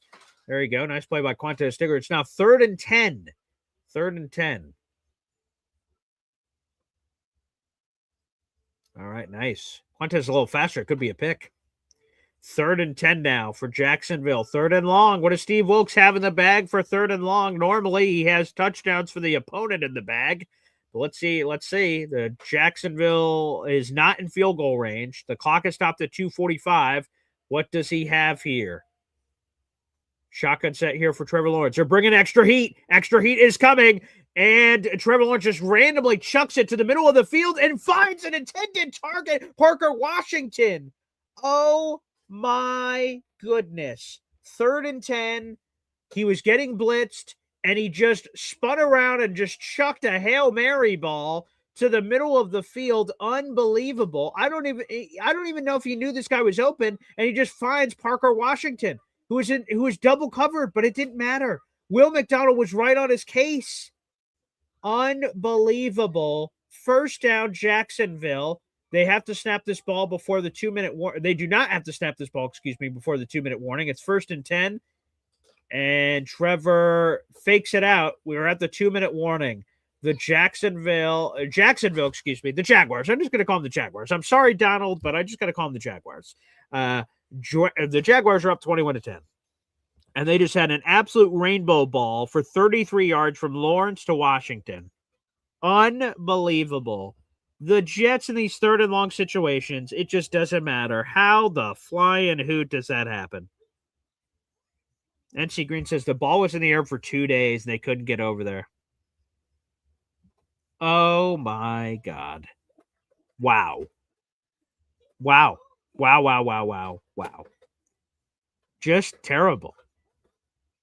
Donald saying, I already hit the like button. Good. For everyone that's already hit it, appreciate you. For those who haven't, hit that like button. That's a free way to contribute. If you guys would like, we're doing raffles. We do those every single month here on the channel, so feel free to get involved with any of those here on the program. Every first of the month, we do a giveaway. How do you be eligible for that giveaway? All you have to do is spend $3 on the channel, baby. That's it. Spend $3 on the channel, and you have a chance to win a bunch of prizes, including the Funko Jet Santa. Yeah, festive, holiday-ish. You want a chance to win this.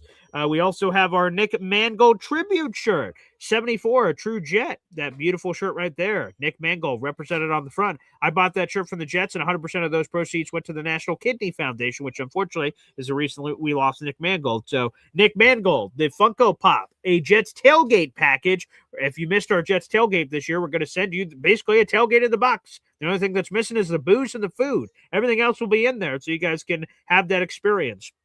All of those items I just mentioned is being given away to one person. That'll be on January 1st. But throughout the entire month of December is when you punch in your raffle tickets. Again, they're $3 a piece. You can do it on PayPal or Venmo. That's at BoyGreen25. Or on YouTube, if you hit that little money sign next to the comment section, super stickers, super chats, gift channel memberships, let them flow from the high heavens. Good luck to all you guys out there. We love giving back.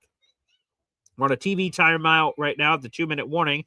Jacksonville leads by 11, but looks like it could be more coming up soon.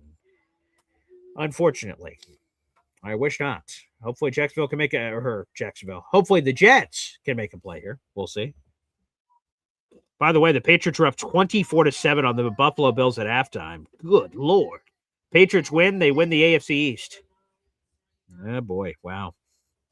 Some other blowouts going on right now. Eagles up 17-0 on the Raiders. Commanders up on the Giants. That's good news for the Jets. For you in the tanking audience, you want the Commanders to win. Because to be candid, this may be the only game this season that the Commanders win. So you want them to win this one to get behind the Jets. That's either here or there. First and 10 here, back from the TV timeout. Jacksonville's up 21-0. 2-minute shotgun set. Trevor Lawrence throws it out to the right side. Wide open. Parker Washington.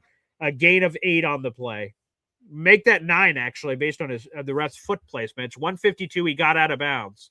He did not get out of bounds. The Jets are going to call a timeout. They called forward progress stopped. Jets will use one of their 3 charged timeouts as their first timeout of the half. Jets plan on getting the ball back, giving Brady another chance. There was a gain of 9 on the play. Yeah, Jacksonville's up 11. It's 21-10. They're well within the red zone. They're just outside the 10-yard line. Or excuse me, let me see where this catch was. They're right at the 6-yard line, excuse me. They're at the 6-yard line, about to score again. 2nd and 1 here for the Jaguars. Here we go. Trevor Lawrence under center. They're at the 7-yard line officially. Handoff to the right side. Travis Etienne, dives forward. It's going to be 3rd down. Oh, wow, a flag thrown. Oh, boy. Oh, boy, who's this on?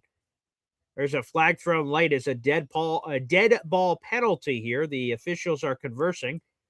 Qantas Stiggers was conversed with for a second. Maybe they forgot he was not an official. Isaiah Oliver is on the ground clutching his knee. That's not good. The Jets secondary is in shambles right now. Oh, boy, another injury. All right, let's see what this penalty is. After the play, personal foul, unnecessary roughness on Jacksonville. Wow, okay, unnecessary roughness. Nice. That should be 3rd down. It's going to be 3rd and long for Jacksonville. They called the penalty on Brian Thomas Jr. All right, dumb play by other teams. I like it. Wow, let me see what happened. Oh, yeah, Brian Thomas Jr. just shoved Malachi Moore in the face twice. The play was over. That was bizarre. Now 3rd and 17 after that silly penalty by Brian Thomas Jr. Now, again, the focus shifts to Isaiah Oliver, who's getting some additional help on his right leg. Boy, this secondary is a mess for the Jets. Aaron Glenn joked at the beginning of his press conference that he might have to line up out there. He may not be joking. Aaron Glenn might have to suit up for the Jets in the secondary. Jeez, hello. What is going on, man? Wow. 3rd and 17 when we come back from this break ski. Wow. Hop on Pops is the best play of the day. Has been the Jets flop-a-palooza. I'm not going to disagree with that. Not going to disagree with that at all. But that's a massive penalty. Changes everything. It's now 3rd and 17. Isaiah Oliver, by the way, is hobbling off the field. So I have no idea where they did call Trey Brown up for the practice squad. So that could be another option for the Jets. But boy, they're stretching deep on this secondary to see who the hell is going to be playing out there. Jordan Clark, Quantez Stiggers, Trey Brown could get some action here. We'll see. Now, 3rd and long has been a bad. It's normally a good thing. If you're a defense, you're like, sweet, I got this offense in 3rd and long. That's great. Well, it has not been great for the Jets today. They've been giving up big play after big play after big play on 3rd down, 3rd and long especially. Let's see what happens here. 146 here left in the first half. The Jaguars are up 21-10. 3rd and 17. They have been converting at an elite clip. They're now just outside the red zone here at the 20.5-yard line. Trevor Lawrence shotgun set here for Jacksonville. Okay. Motion from right to left. He takes the shotgun snap. Rolling, flips it out for what will be a 0-0 game. They ended up getting 5 out of it. And the Jets will immediately call a timeout. That'll be their second charge timeout of the half. Jacksonville will be in field goal range. If they get this field goal, it will remain a 2-score game. Jacksonville's up 11. They convert this field goal. They're up 2 touchdowns with 1:37 remaining. Jets get the ball back in the 3rd quarter. So the Jets will have some time to operate here, but no time. Whoa, what the?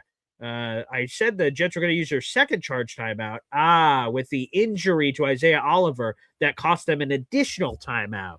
That's something I didn't catch. So Isaiah Oliver being hurt, despite all the penalty business that happened after the fact, charged the Jets a timeout with it being under 2 minutes. So the Jets have no timeouts left. They have no timeouts left. So that's an unfortunate reality for the Jets. So no timeouts left, but they do have plenty of time. 1:37. 33-yard kick here by Cam Little. This is Badshaw's guy. And it's good. Jacksonville's up 24-10 over the New York Jets. Are up 24-10, but the Jets have an opportunity here to score before the half. They could double dip. They have a chance to double dip. We'll see if they can. The Jets have not been very good at this, quite frankly, all season long. But hey, maybe they've been saving it. Maybe today's the day. We will see. Jacksonville's up 24-10, and there is just over 90 seconds left in the first half. Jets have no timeouts, so they're going to have to be creative with their time usage here to see if they can score on both ends of the half. The end of the first half, beginning of second half. We'll see if that happens. You just updated the scoreboard here. 24-10. Here we go. All right, the Jacksonville cheerleaders are here. Hey, now. All right, here we go. 1:33 on the clock here in the first half. Jacksonville's up 24-10. 24-10. Brady Cook will get another whack at this pinata. Let's see. Cam Little set to boot. The Jets have had no return opportunities today because Cam Little has sent them to the shadow realm when booting it as far as he can. And it looks like he put a lot of mustard into that sandwich, and the Jets once again have no chance to return it. That's too bad. All right. So the Jets here's the good news. The Jets are at the 35-yard line. So they have pretty good field position. They don't have to go relatively far. We're talking maybe 30 yards or something. Get Nick Folk into field goal range. We'll see if they can. Now, a field goal would still make it a 2-score game, but any points you add to the pile are good points to add. It'd be great if the Jets could score a touchdown here, of course, but we'll see what happens. Brady Cook, 9-12 for 73 passing yards, 1 touchdown, has no turnovers so far. They're at the 35-yard line. Shotgun set here for Brady Cook. We haven't seen a lot of Breece Hall screens today. Maybe that can happen. They do hand it off to Breece Hall up the middle for a gain of 1. Okay, maybe just to keep the clock moving with no timeouts and force Jacksonville to do something here. Make sure that they don't just give the ball back. I guess that seems like a waste of a down, but all right, I guess. All right, clock is rolling, 1:13 and ticking. Brady Cook takes a shotgun snap, throws it over to the right side. Wait, intercepted. Oh, my goodness gracious. He threw it over in the direction of Adonai Mitchell. We'll have to see what happened here. Adonai called it incomplete. Let's see.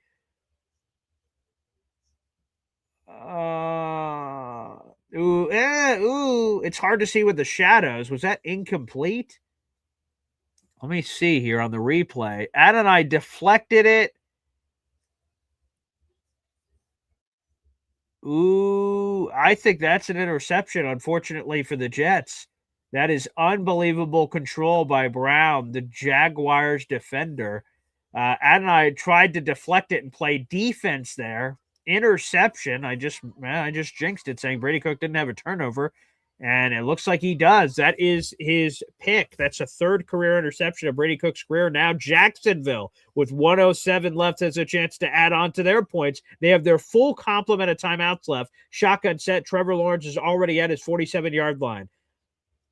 He nearly got sacked, and now he escapes out to the left side and runs in for a first down. There is a penalty in the backfield. I would assume that's holding from the Jets' pressure that was about to get there. Let's see what this holding play is. There's 59. Yes, and it is holding on Jacksonville. That's going to back him up. Jets nearly had a sack. That holding call was on Anton Harrison, the Oklahoma tackle. Will McDonald. Let's see if he would have had the sack here. Oh, yes, he would have. Will McDonald would have had a sack, but Anton Harrison held him. So it would have been a sack. Instead, it's 1st and 20 now. Jacksonville no longer in Jets territory. 59 seconds remaining here in the first half. Jacksonville still has all 3 timeouts left. They're now at their own 43-yard line. Let's see how does Jacksonville play this? I imagine they're aggressive. Let's see. Shotgun set for Trevor. Drops back to pass. Throws it over the middle. And Jacoby Myers with the drop ski. Qantas stickers in coverage. Wait, there's a late flag on the play. Oh, boy. Let's see what this is. Both sides are pointing to each other, so that's always a good sign.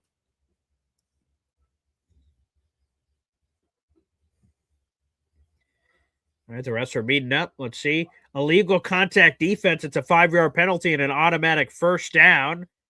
Oh, that's disappointing. After that holding call to immediately give it back. They're calling that on Jordan Clark, the son of Ryan Clark, longtime ESPN NFL personality and former NFLer.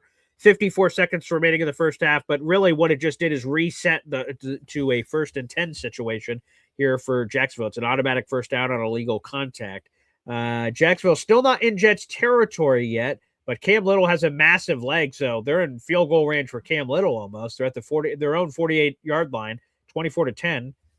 Cam Little set the NFL record of the preseason for the longest field goal ever at 70 yards. Jets are bringing some pressure, but Trevor Lawrence escapes it. He's got a lot of green grass ahead of him. He jukes, he breaks a tackle, and dives out to the 32-yard line. Oh, boy. The Jets' lack of pressure this season is one of the biggest bugaboos on defense. They can't create pressure naturally with a 4-man rush, and when they bring extra guys, they can't get there either.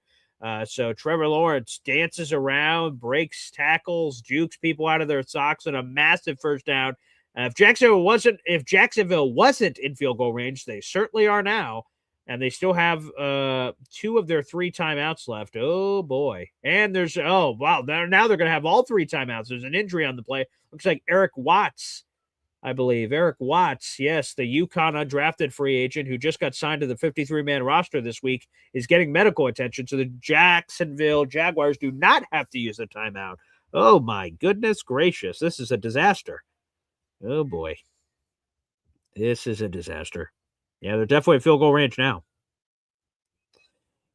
Oh, boy. All right, let's look at the scoreboard around the league. Commanders are now up 19-7. Now, folks, I want to tell you this. This is good news. This is good news. I know some tanking enthusiasts have told you that you want the Giants to win, but you don't. This is the last winnable game for the Commanders left on the schedule, in my opinion. So you want them to win and go behind you if you're in the Jets tanking world. Giants have plenty of winnable games. They play the Vikings. They play the Raiders. Don't worry. The Giants are going to get another win or 2. So I feel pretty good about that. Rest of the scoreboard here again. Patriots are blowing out the Bills at halftime, 24-7. Texans blowing out the Cardinals, 23-7. Commanders kicked a field goal at the end of the half. They're now up 22-7 on the Giants. So again, if you're a Jets tanking enthusiast, you love to see that. Bears are up 14-0 on the Cleveland Browns. Chiefs are up 13-3 on the Chargers nearing the half, and Ravens up 14-0 on the Bengals at halftime. All right, we're back for the TV timeout. Again, Jacksonville has all 3 of their timeouts because that injury was on the Jets, and they get an extra timeout from an official timeout. All right, 24-10 lead for Jacksonville. Kalen Saunders, I see, is in the game for the Jets at defensive tackle. 44 seconds left in the first half for Jacksonville. They are well within field goal range at the 32-yard line. Trevor Lawrence drops back, chucks it deep to the left side. Brian Thomas Jr. incomplete, nearly a touchdown to BTJ, but good coverage there from Quantez Stingers. He's had some good and bad moments getting in there with the first rounder. Nice, beautiful. They just showed it in slow-mo. It would have been a touchdown, Brian Thomas Jr., if Quantez did not get his hand in there. Wonderful play by Quantez. Nice job, Stingers. Nice job, buddy. Nice play. Great play there. Very great play. Great job. He's fighting out there. He's been juked up a couple of times in this game, but nice fight. 2nd and 10, 39 seconds remaining in the first half. Jacksonville has all 3 timeouts. They're in field goal range already. They're taking a lot of end zone deep shots. Trevor Lawrence drops back, throws it deep to the right side. It's wide open. Parker Washington, first down. Jacksonville likely to call a timeout immediately here, and they do. 32 seconds remaining here in the first half. We'll see if they give him another second back. It's now listed at 31. 1st and 10, Jacksonville, off the big play from Trevor Lawrence to Parker Washington. Oh, boy, this Jets defense is booty cheeks. Straight cheeks. Straight booty. Absolute garbaggio. Trash cans. I mean, this unit needs an absolute overhaul in the offseason. I mean, it's not like I'm breaking any news here. I mean, this is just terrible. Absolutely terrible. Good Lord. Ugh. Disgusting. Just disgusting. All right, 31 seconds remaining in the half. They did not give them any additional time back. Jacksonville's in the red zone. They're at the 20-yard line. They're up 2 touchdowns. They're looking to go up more after that Brady Cook interception. Miscommunication from Brady Cook and Adonai Mitchell. Trevor Lawrence drops back, throws it to the left side, wide open, but he must have lost it in the sun or something. Brenton Strange had it his way and just sort of dropped it. That was weird. He didn't just drop it like he doesn't know how to catch a football. He like just the way he reacted, like he didn't see the ball coming. Let me see this again. Yeah, that was weird. Yeah, he lost it in the sun. He couldn't see it. Oh, okay. Well, the Sun is playing better defense today than the Jets, right? I wish I didn't have to crack those jokes during the broadcast. Anywho, here we are.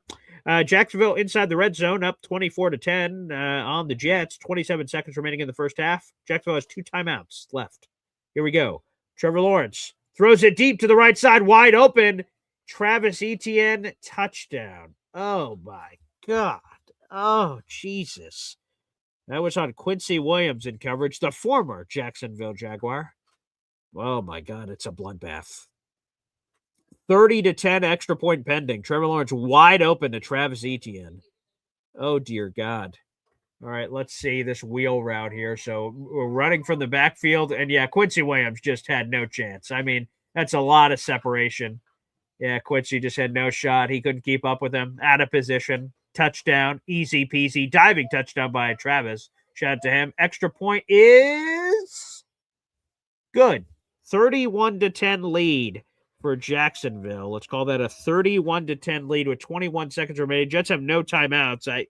I mean, the only hope is you get some sort of crazy return, but the Jacksonville Jaguars have not given you any return opportunities in this game, so I would doubt that. And then if you can't get any return opportunities, you're going to give Brady Cook a chance to try to do something crazy with no time left and no timeouts? Maybe. I guess we'll see what happens. Now 31-10 lead here. 31-10 lead. 21 seconds remaining here in the first half, and then we'll go right back to the phone lines here in just a moment. Let's see. It's been an awful half for the Jets. Awful half. Their defense is getting run through. 31 points. Giving that up in the game is bad. This is in the first half. Oh, boy. All right, here we go. Cam Little set to kick this. He's got a massive leg. He's given the Jets no return opportunity so far in this game. I doubt we're going to get an opportunity now. He is straining to kick this into a different universe, and he does. Touchback, at the 35-yard line.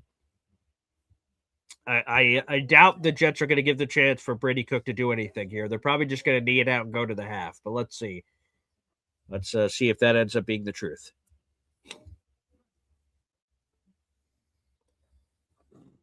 All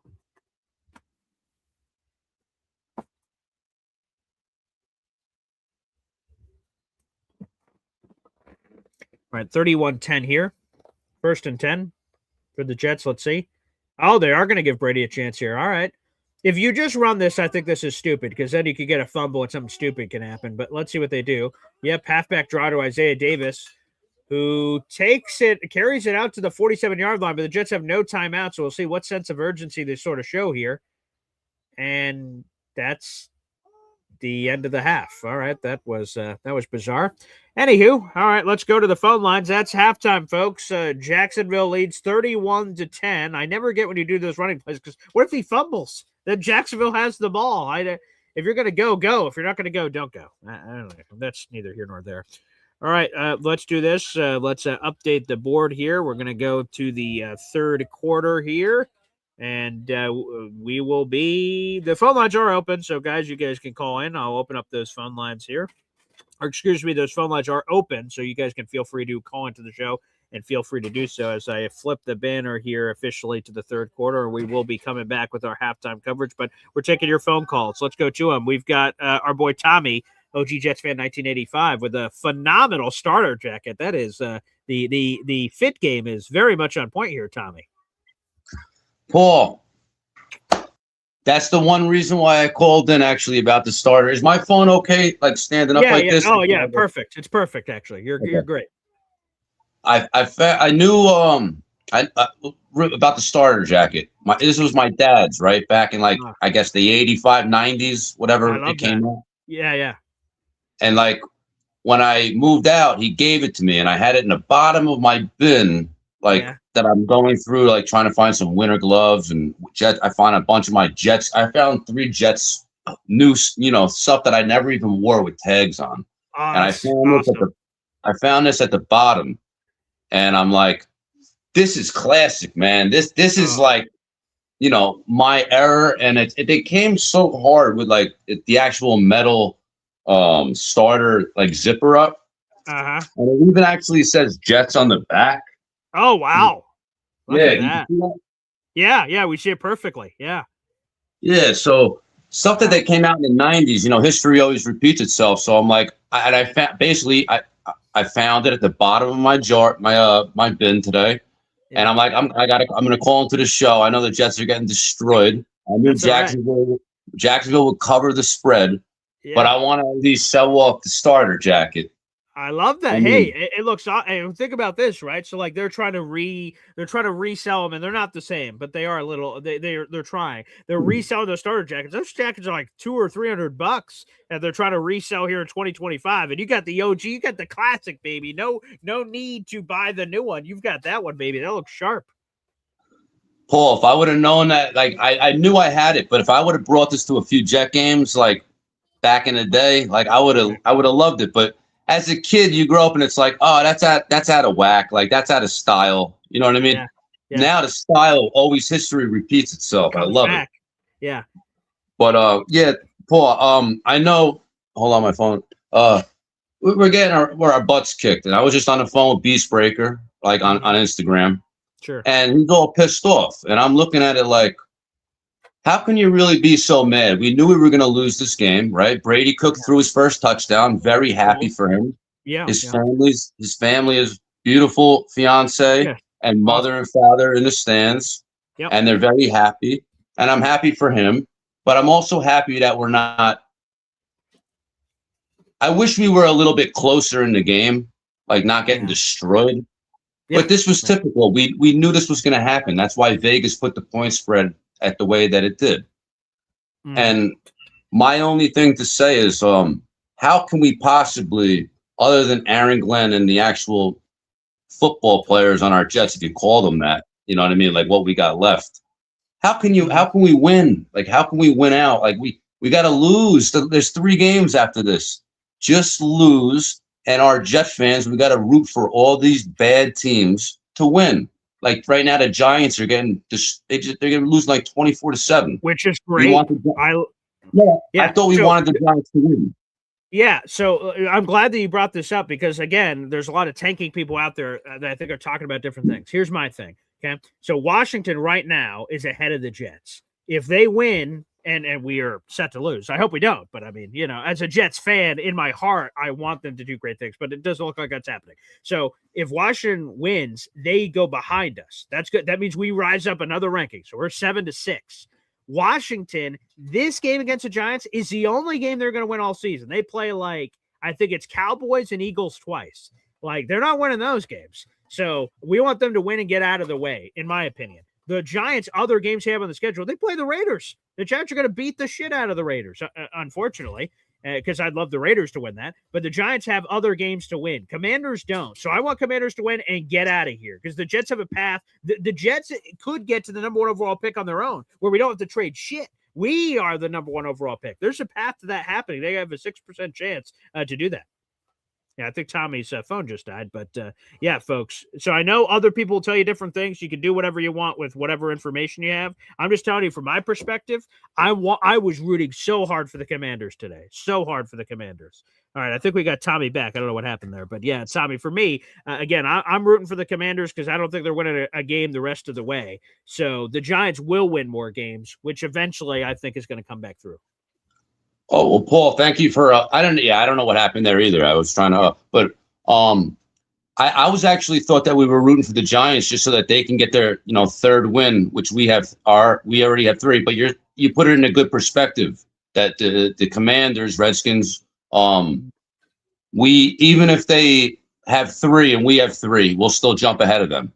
So right. Because right now, let me pull up Tankathon because this is unfortunately the things that we got to be rooting for at this point. So we both have 3 wins right now, us and Washington. If Washington wins, they have 4. We don't have to worry about them anymore. They're out of the picture.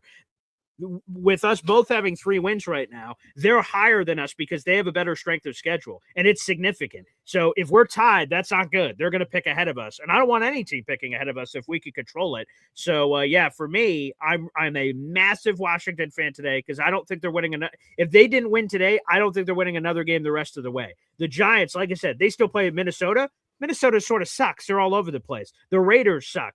And then they play the Cowboys, and the Giants should have beaten the Cowboys the first time. So I'm not worried about the Giants not winning enough. I know the Giants have 2 wins. I could easily see them winning 2 or 3 more games, and our strength of schedule is going to be a lot closer. So that's why I'm rooting for the Giants later. And Paul, another question. I know it's an NFC team, but the Cardinals, they only have 3 wins. So what's our strength of schedule against the Cardinals? They're behind us, thankfully. So yeah. They're behind us. Yes, we do jump them. We've jumped them right now. Right now, they pick 8th, we pick 7th, and the strength of schedule is massive between us. So even if we have the same record, we'll pick ahead of them. So that's good news. Okay. And your views, Paul, for the rest of the game? We're just going to ride it out? You want the Jets maybe Cook to throw another touchdown, Brees to get a touchdown, or what's your views on the second half?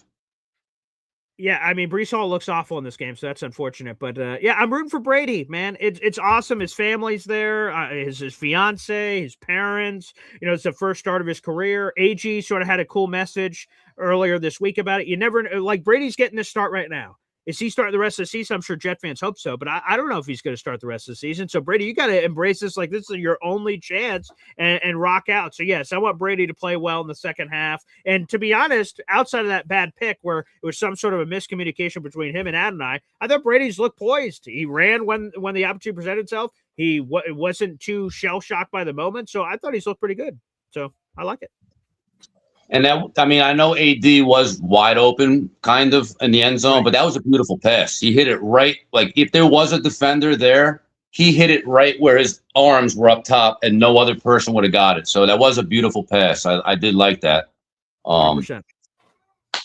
BG, I'll let you get to other callers. Let's go Jets, baby. I mean, win or lose, I'm always going to be a Jet, and I'll rock my Jets colors whether we're 0-17 or 17 or no. I'm always going to rock the Jets, baby. And the starter jacket, Paul, if I ever see you, maybe this is a gift that I can give you. Would probably fit wow. Yeah. Okay. Yeah, probably would. Yeah, that's for sure. We got great taste, Tommy. I appreciate you, man. Thanks for calling in. Yeah, I mean, If I were you, I wouldn't give up that starter jacket. That thing is sweet as hell. But yeah, if you want to give that to me, I won't stop you. Woo, that's nice. Anywho, let's go back to the phone lines. Got plenty of people trying to call in during halftime here again. Jets are losing, unfortunately, 31-10. There's 300 people in the room. Make sure you guys like the video on YouTube. That's a free way to contribute here. They're showing that Trevor Lawrence has 4 touchdown passes in the first half, and he ran for 50 yards. That's the most he's ever had in a half. Glad we can make that kind of history for other teams. Jesus Christ. Good Lord. God, this team. All right, back to the phone lines. All right, up next is Carl here. Carl? Hey, Carl, Boy Green, how you doing? Hey, he just reminded me. I had this. I had this. Good. Can you hear me? Yep. Can you hear me? Okay. I just remembered I had this jacket in the closet. Can you see it? Yeah. Let me see it. Oh, wow. Yeah, post us for that. That's nice, Carl. Let me turn around. This is. Wait till I turn around. Get ready for this. Wow, nice. I love that. I forgot I had this thing, and then I saw who was that? Johnny? Yeah, Tommy. OG Jets fan. I just saw, and I said, "Hey, I think I got Tommy." I said, I think I got a jacket, and I never wear it. And I went in the closet and I found it, and I'm like, holy crap. I don't know if it's a starter jacket. You think it is? Yeah, let me take another look. Let's see what the label says. No, that's not a starter, but that looks super nice. That's a great jacket. Yeah, not starter. I don't know what that brand is, but that looks terrific. Yeah, and it's got let me put my glasses on. Hang on. All right, yeah, sure, man. We got here. It says pro player. Okay. All right. Sounds good to me. It's a pro player. Ron Pro jacket. That looks terrific. It's a nice. But this is that's what made me fall in love with it right there. Yeah. And my younger brother, I had bought him one, so we both have them. Nice. Anyway, and this is my Red Cross shirt. Hey. Anyway, I don't care who wins this game. I just want to see Brady Cook do something good. All right. We'll take it. Other than that, I don't really care. That's all right. Appreciate you, Carl. Thank you for calling in. I know we have a little bit of a delay there, but sweet. Yeah. People say, wow, there's a fashion show on the program. Works for me. Better than what I'm seeing right now on the football field, for God's sakes. All right, let's go back to the phone lines. It's my father's favorite shipmate, baby. DNY for life. What's up, Devin? Hey, what's up, BG? Shout out, Pops. How you? Hope you're doing well. Hey, and Johnny boy, man, think about you, bro. You're my prayers, bro. Pray you pull through. You know, it's a shame. Johnny boy actually lives in Virginia, but he lives on the other side of the water from me where I live. He's not that far, and I feel like shit for not having to make that happen soon. So we're gonna have to make that happen, Johnny boy. You and I are gonna have to get together at some point. Yeah, he's the man. And yeah, he's the man. He's always positive. He's always so awesome. Like, I love Johnny. So I hope you are feeling better, my brother. Hope. Devin, real quick, because my fiance is yelling from the other room. She absolutely loves your wife. She's trying to find some way to, I guess, contact her. Is that it? Yeah. So, is there an Instagram? They had each other's number. Yeah, I guess one side or the other may have fumbled the bag on the number. So, yeah, you may have to. Devin, you got my number, so you can just text me or give me whatever, and then we'll link those ladies up. The men will correct this situation. Yeah, that's it. The men will correct the situation. Damn straight. That's right. Ladies, what are you gonna do? They fumbled the bag. We're there for them. So. We'll have you covered. We got your back. Yeah. We got your back. We're going to make this happen. Have you. Yeah, that was wonderful for our ladies and everyone to meet. So that was beautiful for our tailgate. So that's excellent. Yeah, so, man, yes. that was dope. That's been the highlight of the season for me, to be honest with you. Still, damn straight. It still has. Man, but you know what? I'm going to say this, bro. Like, can you imagine if Brady Cook was starting the whole year for us? He looked better than Justin Fields. 100%. Like, yeah, regardless of what we think, like he looks way better. And you know what? I don't know. I'm not going to say he's better than Tyrod yet, but like Yeah. You know, like he's not looking worse than them. You know what I mean? Definitely not. That's something to be said for that. So maybe we can bring him back as a backup next year, and he can be in the room and continue to develop. But you know, the kid got some moxie, man. There's something to be said about having that mentality of because we need. That's the other part. Like I love Mendoza, and I hope we do get Mendoza. Yeah. But I hope he has that mentality because you got to have that. This is different, man. I think the person that describes it the best is like Green Bean when he goes into his passionate speeches about it. Yeah. He's like, you got to have an extra effing something because this is New York. This is the Jets. This is not just any other team. You're not going to Minnesota. You're not going to Jacksonville. You're not going anywhere with these nice, comfy cities. This is New York. This is the Jets. You got to have extra security. You got to have measures on measures. So he's right though. We are just like, I mean, just look at our secondary right now. It's terrible. But you know what, man? I just had to check in. I got to check in with you a couple other things too. So, but I will let the ladies know. Okay. There we go. There we go. Get over here. Yeah, there you go. That's the only way to do it, Devin. Yeah. That's the only way to do it, baby. All right, brother. We gotta. I see you at the end of the game, bro. Yeah. Okay. Sounds good, brother. We'll see you then. Let's go. All right. We're in the third quarter here. Jets are driving, baby. Yes. Very nice. Brady Cook once again finding his favorite target here. John Mechie III for a first down. Jets. The Jets are at the 49-yard line. Here we go. Handoff to Breece Hall. And immediately gets smacked at the line of scrimmage. So let me give you a quick rundown of the last couple of plays here. Brady Cook, let me see. Breece Hall went up the middle for 4 yards. Brady Cook found John Mechie for 10 yards. Then Breece Hall up the middle for 1 yard. Those are the last couple of plays here on the drive. We just got the third quarter underway. Jaguars lead 31-10 here in the third quarter. Jets are driving. They get the ball to kick off the third quarter here. Brady Cook under center. Andrew Beck in motion. Action play. Brady Cook holds it, flips it out real quick to Breece Hall, who breaks a tackle and gains maybe 5 on the play. Hey, again, you should be getting Breece Hall involved in the passing game. Terrific. There you go. Very nice. Very nice indeed. Jaguars lead 31-10. Gain of 6 on the play officially. It's going to be 3rd and 4. 3rd and 4 for the Jets. Clock is moving. Let's go. Jets are in Jacksonville territory. Not in field goal range. They definitely need a first down to keep this drive alive. And obviously, points, and more points. They're down 3 touchdowns. All right, Brady Cook, shotgun set all by himself, rolls out to the right side. He better get rid of that ball and does and flips it over. What the hell? All right, a deflected ball, and that's a first down to Isaiah Williams. I'm not even sure if that was his intended target, but it worked. Wow. All right, so Brady Cook throws it to the right side. It gets tipped up by John Mechie, which deflects to Isaiah Williams. That might have hit the ground, actually. Ooh, maybe not. I don't know. Maybe that was a catch by Isaiah. Insane. Jets quickly run back to the line of scrimmage to make sure they don't challenge it, and good run up by Brady Cook. Good awareness, handoff to Isaiah Davis.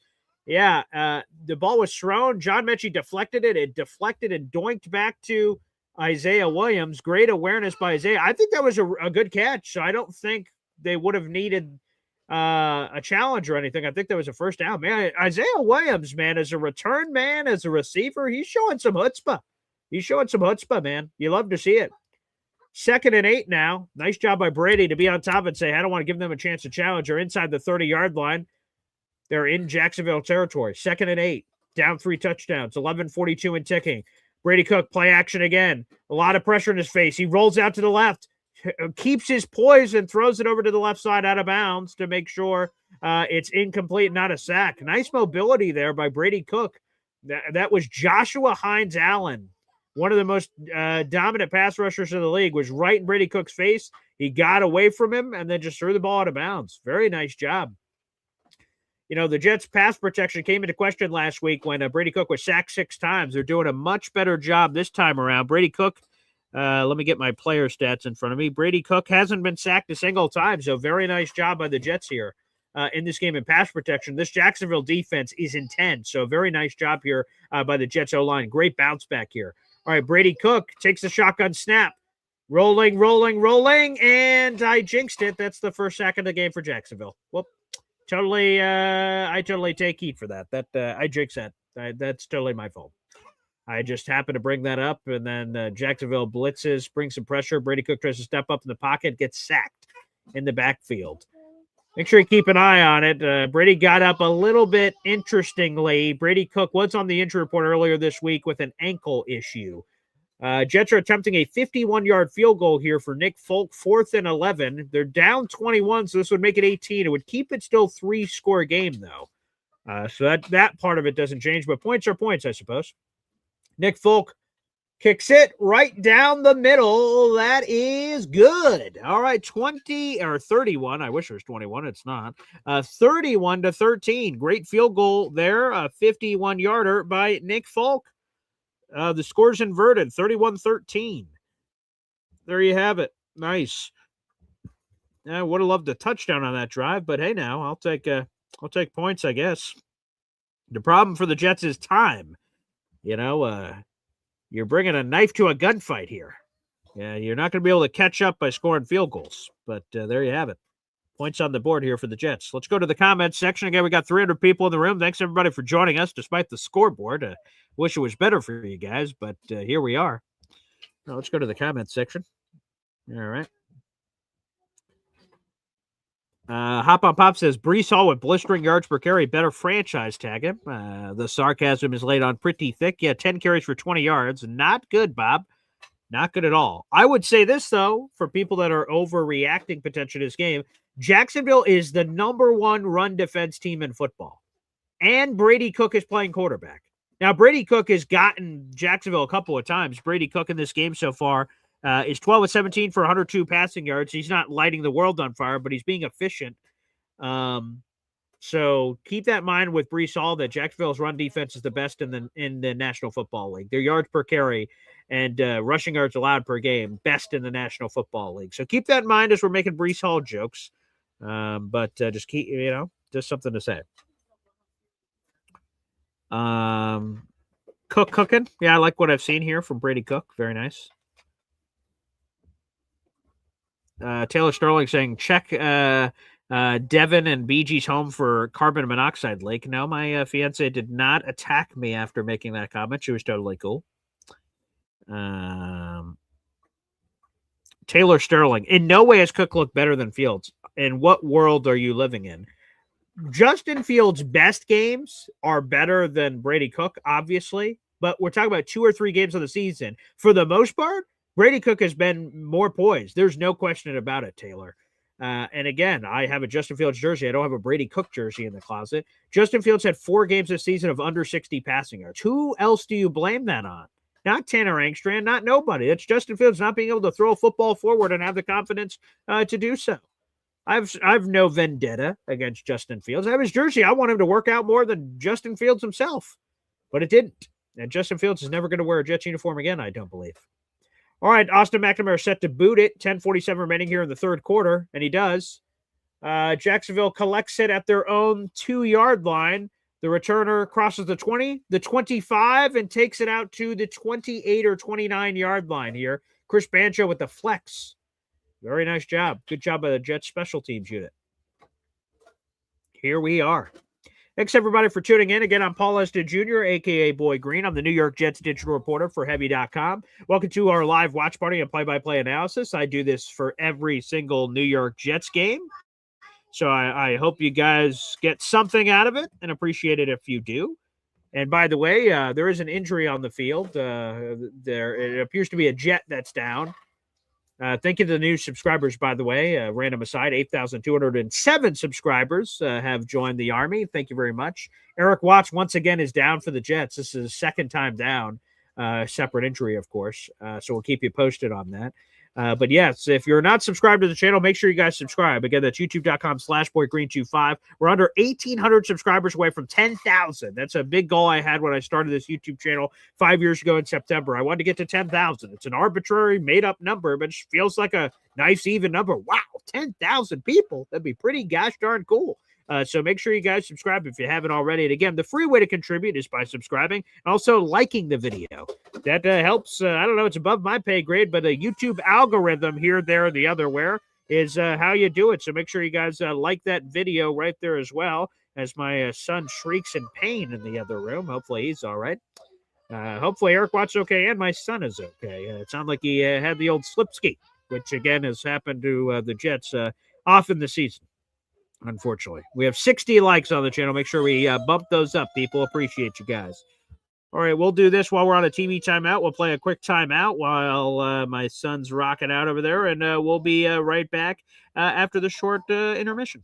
Boy Green daily, boy Green daily, boy Green daily. Talking just football, man.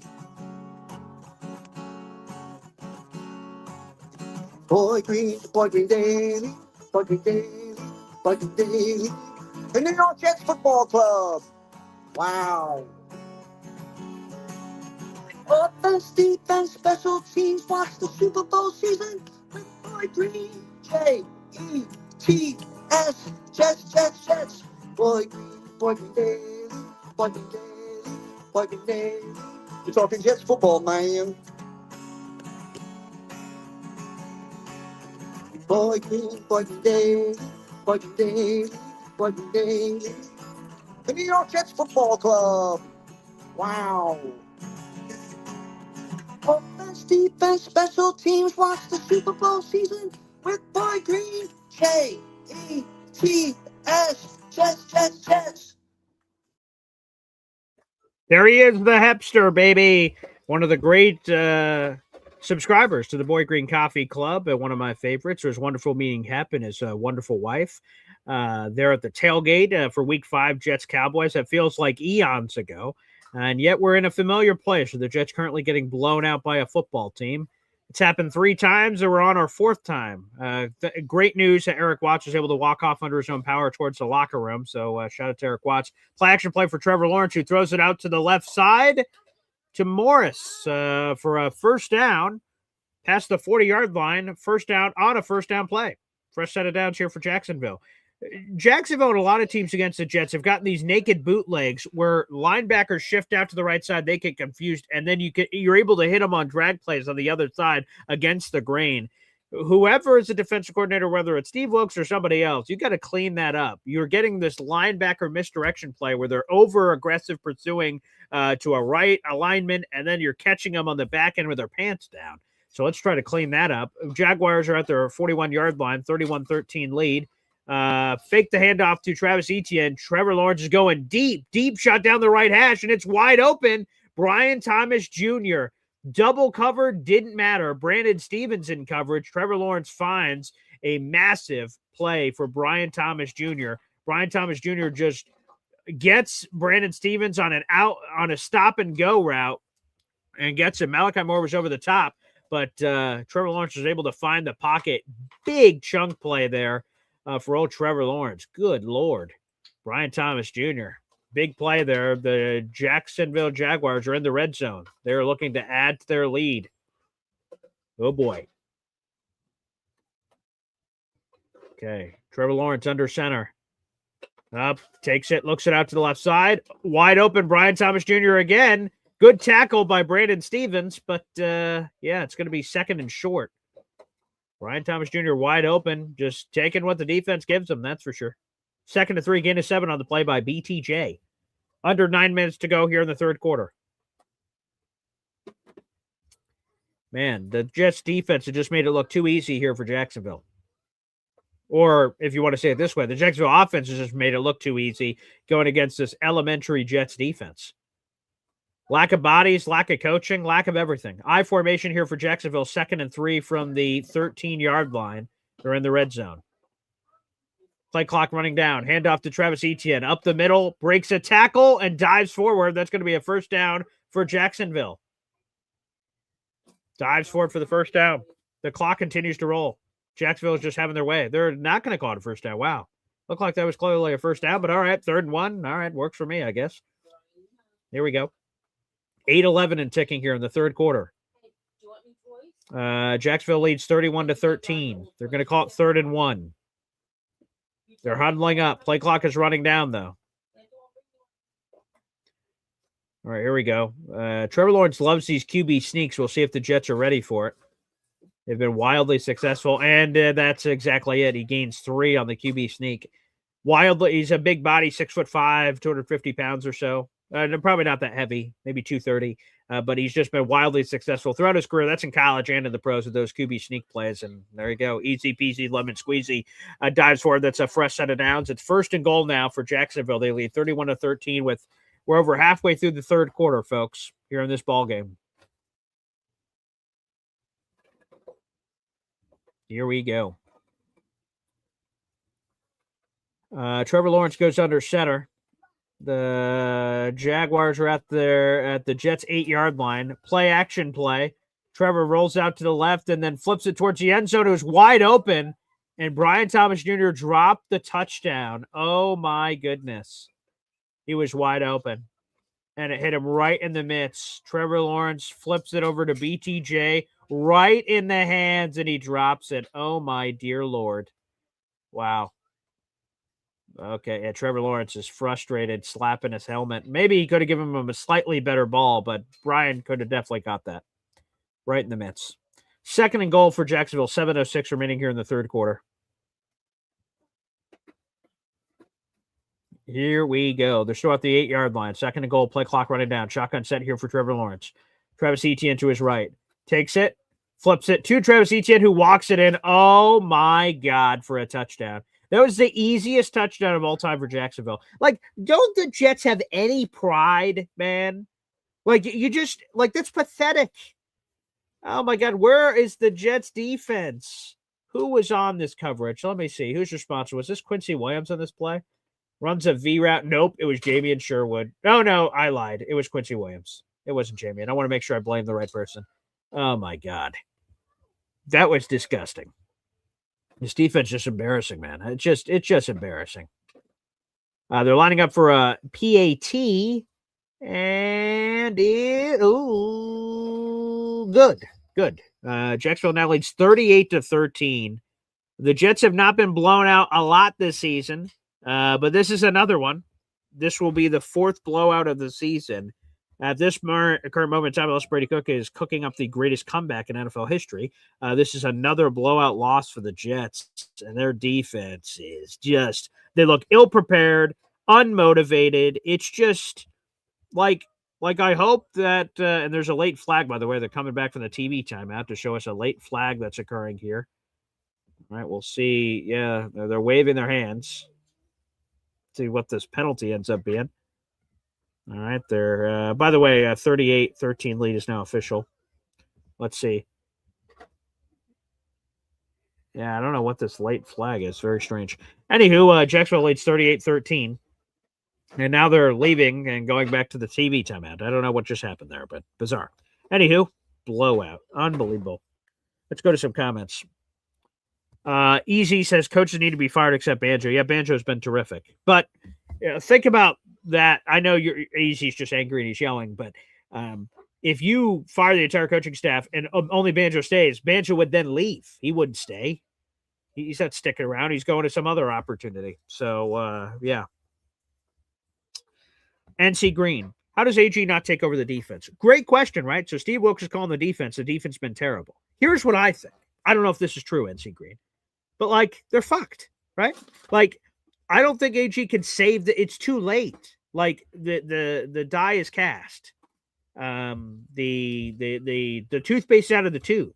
I don't think AG can save it. So he's like, hey, man, I'm just going to let him go down with the ship. Now, I don't know if that's right or wrong, but that's what he's doing. He's like, I think in his head, he's like, Steve Wilkes is going to be fired. And I'm just going to push him in front of the bus. And Woody Johnson, when he goes, what the hell? I'm going to be like, yeah, Steve Wilkes, terrible hire. I'll get it better this time. Fire him. He's the scapegoat, and he's the problem.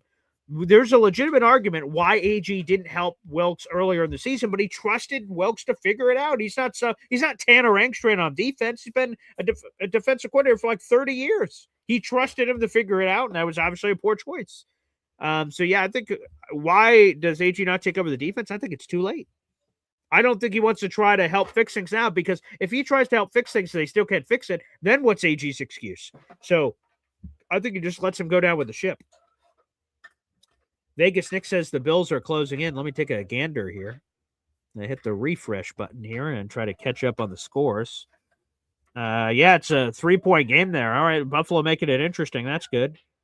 Texans still blowing out the Cardinals 30-7. Ravens up 17-0 on the Bengals. Chargers, Chiefs are all tied up. That's a good one to watch. Bears beating the Browns 21-3. Eagles blowing out the Raiders 31-0. They really needed that one. Commanders beating the Giants 22-14. Again, if you're a Jets fan, other people can tell you whatever they want. I'll just tell you this. You are rooting hard for the Commanders today. Commanders don't have winnable games left after this game. By the way, Kalen Saunders is now going to the locker room for the Jets. That could be because of I see. It's not because of an injury. I think he hit an official, so he got disqualified from the game. I believe that's what happened. Let me check my notes here from the Jets. Yes, Kalen Saunders was disqualified. From the game. That's official from the Jets. I have a little thing here that the Jets give me about what happens during the game on plays and everything else. Yeah, Kalen Saunders was disqualified from the game. It looked like because he touched an official. It might have also been because he threw a punch. That part's unclear. But there you have it. Wow. All right. But yes, anywho, on the tanking crowd, because that's becoming more clear at 38-13, where the Jets would drop to 3-11. You want to root for the Commanders because then the Commanders will drop behind you. If the Jets lose and Commanders win, you leap in front of them. That's just good for business. And you just want to do that. Anywho, back to the game. Plenty of time for tank talk. 1st and 10, Brady Cook play. Oh, nearly gets sacked and does get sacked. He almost stepped up into the pocket, but was unable to do so, excuse me. Second sack of the game here for Jacksonville. Yes. Let me make sure that's the second sack of the game. And it is. 2 sacks so far, Brady Cook. Yeah, it was, can't see the number here. 95? Not the sack. There you go for Jacksonville. Loss of 7. Good Lord. That's quite a loss. All right, the Jets are at their 28-yard line. 2nd and 17, 6:22 and ticking here. Jets are down 25 points. This is ugly. Brady Cook looking around. Escapes the pressure. He has some green grass ahead of him. Takes about 2 yards. Yeah, they're going to give him a 2-yard gain there. It's going to be 3rd and 15. All right, Houston, it looks like we got a touchdown here. C.J. Stroud flips it to the right side. Dalton Schultz, touchdown, 4-yard touchdown. Hey, Zariah Luna, let's calm down over there, huh? All right, that's my daughter that you hear screaming in the background. 3rd and 15, having a lot of fun over there. 38-13 lead for Jacksonville, 3rd and 15 for the Jets. The Jets are at their own 30-yard line. Isaiah Davis in the backfield here with Brady Cook. Looks like we've got a 4-man rush going on here for Jacksonville. There is a QB spy sort of floating. Brady Cook rolls out to his right and then takes some green grass ahead of him and then sort of half dives forward. It's going to be 4th and short. If you're the Jets, you might as well go for this, I imagine. It's going to be 4th and 3 or so. Looks like Brady Cook's running off the field, so I guess not. You're down 25. I guess if you don't want to make it look worse. Wait, Brady Cook is going to the huddle. Excuse me, not running off the field. Okay, good. Looked like he was. My apologies. 4th and 3. Jets will go for it here. They're down 25. They had a 4th down attempt earlier in the game that went horrifically wrong. We'll see how they do on this one. The Jets are at their own 42-yard line. 4th and 3, shotgun set. Brady Cook with Isaiah Davis to his left. 4:48 and ticking. John Mechie III. Motions from right to left. Brady Cook throws it to John Mechie. Incomplete pass. 0 for 2 on 4th down conversions today. Jacksonville immediately in Jets territory. Throw out over to John Mechie, but no bueno. Yikes. This game is getting ugly. Very ugly, folks. Not good. Which means more Tank Talk coming up on this episode of the program, unfortunately. I wish not, but we are. All right, let's keep going through your comments. Let's get some other comments in here. Let me read all this. Ray Noble says, Cook definitely not it. Yeah, I guess our Brady Cook, Fernando Who is over. That's all right. JD Surf City says not getting ahead of Vegas. Well, let's take a look at the tankathon here, JD Surf City. All right, so Raiders are 2-11, 550 winning percentage. So if the Raiders and Jets were tied, the Jets would leapfrog them. So you say they're not going to pass the Raiders. So all that has to happen is the Raiders just have to win one game, and then the Jets will leapfrog them. Let's look at the Raiders' remaining schedule here on the calendar. So the Raiders' schedule, while they're currently getting blown out by the Eagles, 1 second. Let me pull this up so we can talk about this tanking real quick. Here are the Raiders' 4 remaining games this season. They're playing the Eagles, Houston, Giants, Chiefs. The Raiders' lone game that they can win, I would say, is the Giants. They're getting blown up by the Eagles. That's not happening. The Texans' defense is too good. The Chiefs are, I guess it depends what the Chiefs are playing for. They may not be playing for anything there, so there's a chance of that. And then they play the Giants. The Giants are, and let me make sure I'm accurate here on scores. 1 second. Let me see if the Giants are still down to the Commanders. They are. If the Giants are losing to the Commanders without Jaden Daniels, the Raiders could definitely beat the Giants. So I push back on this narrative. They're not getting ahead of Vegas. I push back on that aggressively. Vegas could definitely beat Giants, and Giants could beat them. That game's up in the air. So only one game, and then the Jets would leapfrog them on tiebreakers. Let's go back to the phone lines. We got our boy, Philly Noodles. What's going on, PG? Hey, what's up, pal? Not much. I want to have anything positive to say right now. Oh, well, I can't do it. That's okay. I'm trying. I appreciate the I'm thinking, I'm like, what can I say right here? Yeah. I mean, there's got to be serious. It's like, what? All right, I'm at odds. Are we at serious contention to say that Wilkes should be fired, or are we at serious contention to say there wasn't anybody on the team and then we traded the 2 elite players, so we allowed this to happen? Like, where's the brass of the Jets sit at that, right?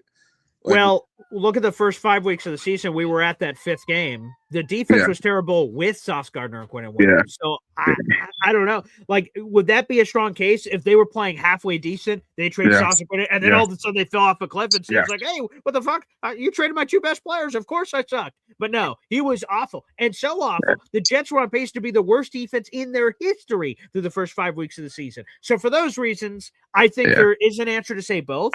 Right? Sauce versus, with all due respect, I love Quantez, but Quantez getting slapped around out here, like, okay. Quinnen versus Kalen Saunders, who just got disqualified, like, okay. But no, I think it is both, but more Wilkes being terrible, to be honest. Yeah, and so it's like, what happens here? Maybe does Glenn feel a certain way to like take over play calling here at the very end, or? I wouldn't, because again, if I'm AG and I want to have the least amount of blood on my hands, I don't attempt to save it with 3 games to go and say, all right, enough is enough. I'm taking over. And let's say there's either slight improvement or no improvement. Then I'm like, what the hell? I thought you said you were going to fix this. So I just let him sink.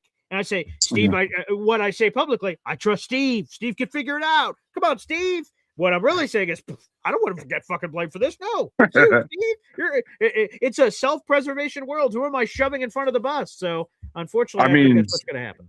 I mean, New Orleans, like, we can't be comfortable saying that we think that we're going to win that game.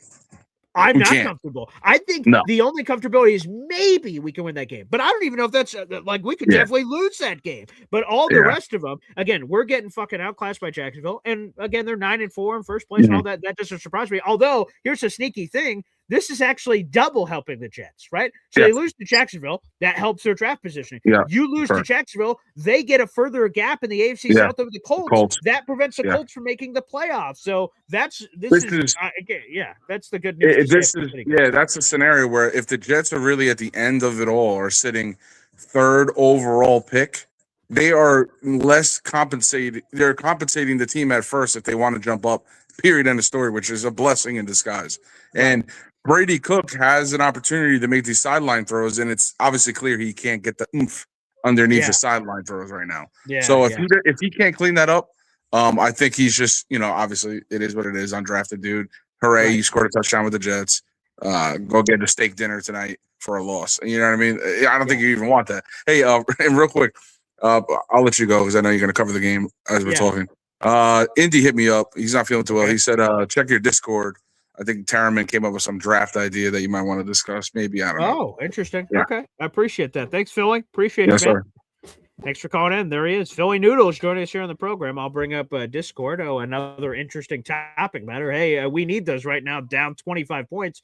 Hey, by the way, speaking of Indy, good pass deflection by Michael Clemens. It would have been a wide open touchdown to Travis Etienne. So Michael Clemens, our new number one corner out there, getting a PD. Although he's sucking wind right now. The Jets defense is getting tossed all over the place. I'll go over to that Indy bite in just a second. 3rd and goal here for the Jaguars. Jacksonville is up 38-13, 151 left in the third quarter. Trevor Lawrence throws it out to the right side. Incomplete. We'll see what they do. Kick a field goal or just go for it. I don't know. Looks like they're walking off the field, so I guess they're going to go for a field goal there with Cam Little. 146 remaining here in the third quarter. Let me see what Trevor saw on this play. We're getting the QB POV. Wow, he just, I don't know what the hell happened. He pegged a fan in the stands. But there's a guy wide open. Looked like Brenton Strange. I'm not sure what happened there. Yes. So I see what Indy has sent me here. I love Dylan Terraman, DT. And I saw that he had all these different scenarios of rooting for this team, strength of schedule, and stuff of that nature. I disagree. So Dylan has some analytics here. And again, I haven't got a chance to watch his show breaking down what I was just shown by Indy Jets on Discord, like of how your strength of schedule increases, decreases, all these things. I disagree with one of the points. He says he's rooting for the Giants. Again, this is my perspective. The Commanders are ahead of the Jets right now.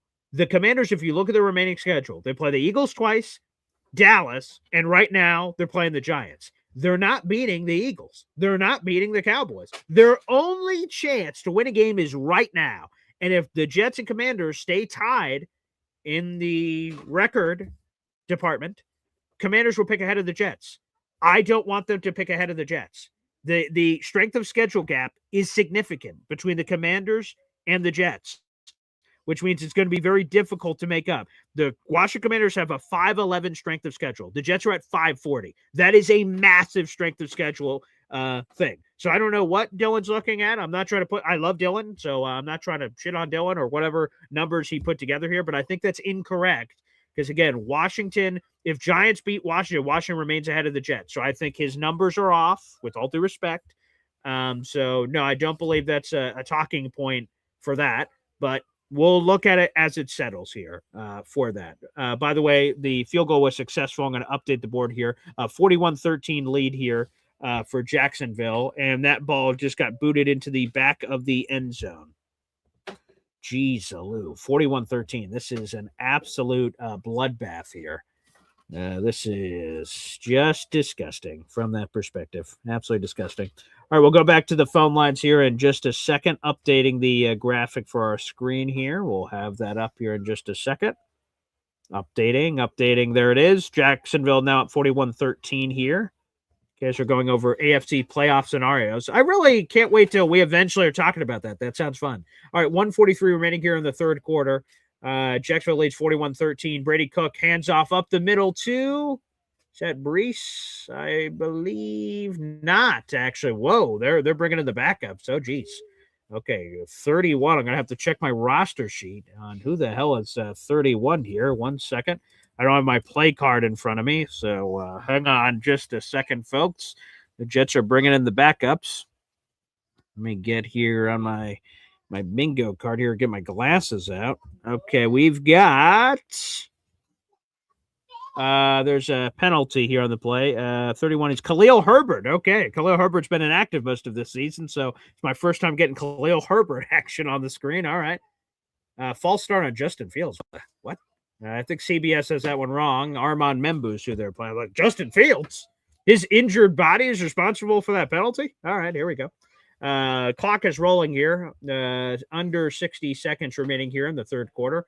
Jacksonville leads 41-13. Loss of 3 on that play. That handoff was to Khalil Herbert. Isaiah Davis now in the game. We got Jelani Woods. We're having a lot of strange people out here. Play action for Brady Cook. Chucks it deep down the right side, and is that a catch by Adonai Mitchell? It is. Okay, nice catch to Adonai Mitchell. It took a while for the refs to get over there. A nice little play to old Adonai Mitchell. Very nice. Kept that in bounds. That was a 21-yard gain for Adonai Mitchell. Very nice. Nice. I think what they're saying is making sure that he didn't touch out of bounds. Ooh. Oh, I see. Did he have control of the ball? I'm not sure. They may call that incomplete. The ball was sort of hanging there. Yep. There's some officials. It's 41-13. Is this really necessary? All right. Liam Cohen just threw the challenge flag. Come on, man. All right. While we're waiting for that action, let's go back to the phone lines. Troy Sturgis here. What's up, Troy? Hey, BG. Hey, crappy game, but you know what? It is what it is. Yeah. Is it a lateral move for special teams coach? Are we in fear of losing Banjo to a defensive coordinator job?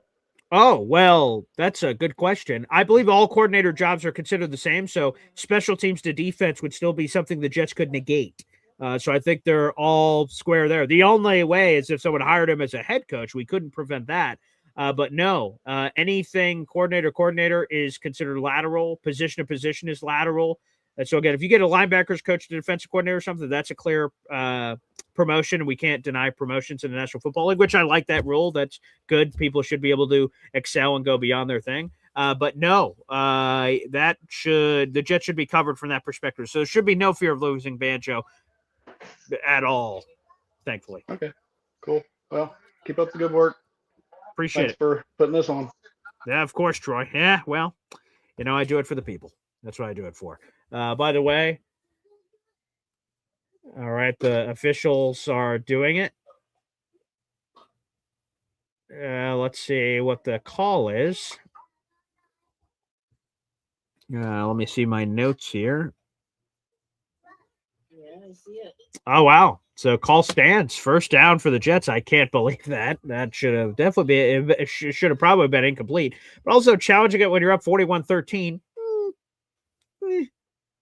Thanks, Liam, you dick. Anywho, 12 seconds remaining here in the third quarter. Brady Cook under center. Handoff to Isaiah Davis up the middle. And that's going to take us to the fourth quarter. Things are getting chippy. Armand Membu is getting aggressive with his Jacksonville defense. We are going to the fourth quarter, folks. We're going to the fourth quarter. Let's update the graphic here on the program. Fourth quarter coming up here. And things are getting chippy. They did now throw a flag on this action, whatever's happening here. Armand Membu is getting pulled back. He plays with the ferocity, which is nice, but he is still talking. He is still talking. Hey, you got to back up that young man. We don't want to miss games with Armand Membu. Trying to see what the I think the Jacksonville guy threw a whiplash. I didn't see a punch. Hopefully Armand Membu taunting defense. Interesting. Wow. For a flop. Okay, nice. All right, taunting on Jacksonville. I thought they were going to call that on Armand Membu. Yeah. Wow, interesting. Okay, wow, there you go. All right, that's going to take us to the fourth quarter here officially, folks. Jacksonville is up a lot. But I'm glad that you guys are still with me here. We got 300 people in the room across our social media platforms. Thank you, everybody, for choosing to spend some of your time with us. I take great pride in that, so thank you very much. Appreciate it. Yeah, baby. Thank you kindly. And we'll have major tankathon updates after this one, because if the Jets lose, I imagine they will be rising up the ranks. I believe that is going to be the case. Commanders are now up 29-14 on the New York Giants, which, again, I strongly slam the table as good news for the Jets. So that is good news. We will rise up. Here we go. Let's go back to the comment section here. Appreciate you guys. We'll be on for a post-game show, no matter how long that post-game show is. Your _ father's home says 300. Hit the like button. Yes, hit that like button, folks. It's a free way to contribute. Please do. Appreciate you guys. Everybody that's joining in on all the action or has joined in throughout the broadcast. Appreciate it. Thank you. Yes. Appreciate everybody. Again, it's something above my pay grade. They say the YouTube algorithm gets helped with the more likes, and then YouTube suggests this content to other Jet fans out in the universe. So it means the world. So yes, if you wouldn't mind considering hitting that like button, I'd appreciate it. We also do giveaways on the channel, so get involved on the giveaway action as well. Okay, let's see. I want to talk about this crazy Bills-Patriots game. Let me check the score of that one. Wow, Patriots are back up, 31-28, back and forth. Very nice. Again, Commanders are up 15. You'd love to see that from Washington. Very nice. I'm trying to see if there's any other tanking action that is relevant to the Jets. So Raiders getting blown out. They're about to remain at 2 wins. Giants will stay at 2 wins. Cleveland is losing right now. Let's see. They're getting blown out by the Bears, so they will remain where they are. New Orleans isn't playing right now, so that's irrelevant. So New Orleans will stay where they are. Yeah, the one change that will happen is Washington wins. If that holds, the Jets will move up to the 6th overall pick. So keep on climbing, and then we'll see what else happens with others moving forward. All right, here we go. Lon says Trayvon Henderson has 13 carries for 143 yards and 2 touchdowns. I'm an idiot for not playing Trayvon Henderson in one of my other leagues. I'm in a league with less teams, and for some reason I didn't play it. Seeing Ross Tucker here and the other broadcaster pretend like they're in the water watching this game is weird. That's weird. I can't imagine going to a football game and being in a pool. That's so strange. Yeah. Anywho, start of the fourth quarter, 1st and 10 here. Brady Cook under center, I formation. 15 minutes to go here. The start of the fourth quarter. Isaiah Davis getting plenty of run. Breece Hall's day looks finished, I would imagine. Gain of maybe 4 or 5 on the play. 14:46 and ticking. Yes, as well. Nick Vegas says also commenting on the videos is a big algorithm help. Whether it's on these live videos that you guys are doing right now, appreciate it. Or after the videos are over and you come back and say great broadcast or shitty broadcast or anything, comments are beneficial as well. Yes. Shout out to Nick Vegas for that. All right, 2nd and 5, gain of 5 on the play by Isaiah Davis, 14:20 and ticking here. Brady Cook under center. 2nd and 5. Halfback toss out to the right with Isaiah Davis. He hits it. He scores a touchdown for the New York Jets. Halfback toss play out to the right side. Very nice. That's a touchdown. Jets. Isaiah Davis. Nice play. Breaks out the right side. That's a touchdown. Some respectability a little for the Jets when it's a little too late. Very nice. Okay, I like it. Good for Isaiah. Arma Membu, look at that path opens up. Isaiah Davis untouched into the end zone. Beautiful job by Isaiah Davis. That's a tutty for the New York Jets. Hey now. All right. Okay, here we go. All right, let's see. Jets are kicking an extra point here from Nick Folk. It is good. 41-20. 41-20. Jets get a touchdown on the board. Very nice. So, Shadow, we haven't seen a lot of Isaiah Davis lately. So, 41-20. We'll update the graphic banner here in just a moment. Nice. All right. Let's friggin' go. Okay. Let's go.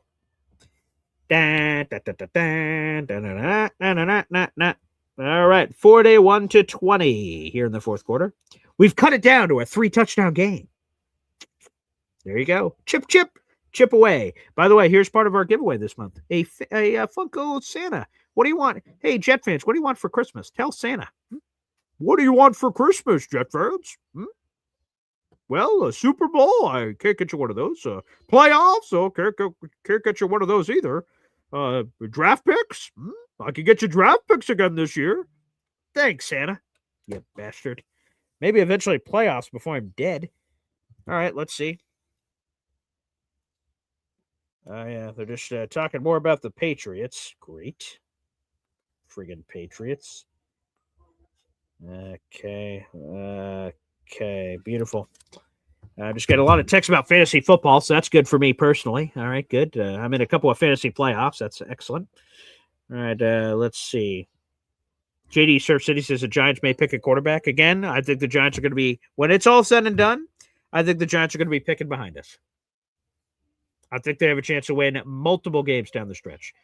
Raiders, Vikings, and that's all that's required. Let's go to ATN J2597. We could go quarterback in the second or fourth round. Okay, take a quarterback later. Yeah, that's sure. That's another possibility.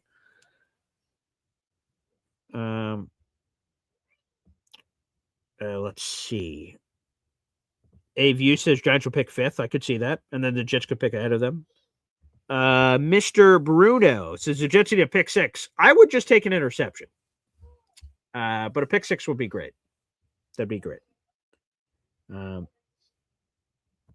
Let's go to Barbara. Do we know what they're going to do with AVT now? Again, my gut would say he's gone, Barbara. I think what the Jets will offer is maybe they'll offer this 1 year prove it deal to AVT. And if I'm AVT, if AVT would take that, I'm cool with taking AVT back on a 1 year prove it deal. What do the Jets have to lose? It works out for everybody.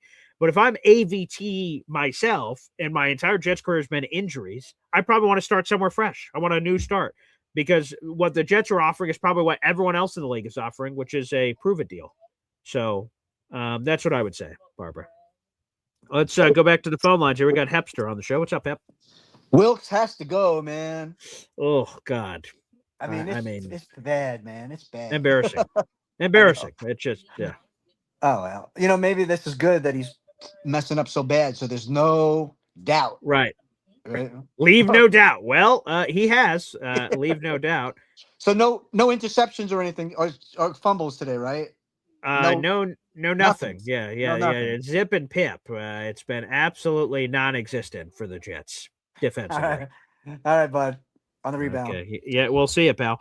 And yes, a massive return there. And I know who this guy is that was just on that return. This is someone covered here at Syracuse. LaQuint Allen, former Syracuse product, just returned at 50 yards on the return.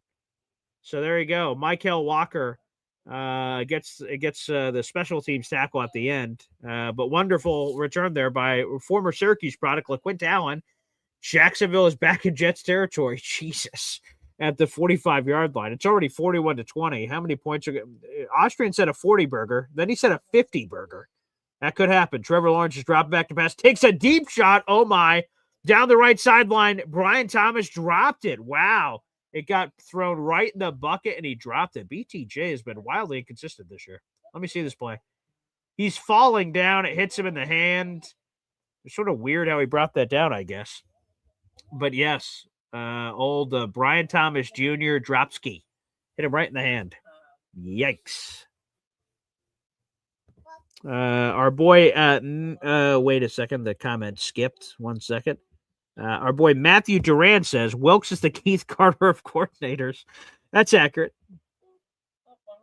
Frankie says, Wilkes shouldn't even get on the plane. Leave his dumbass in Florida. We'll see if AG would make that kind of move. Trevor Lawrence shotgun set, by the way. Flips it over to Travis Etienne on the right side.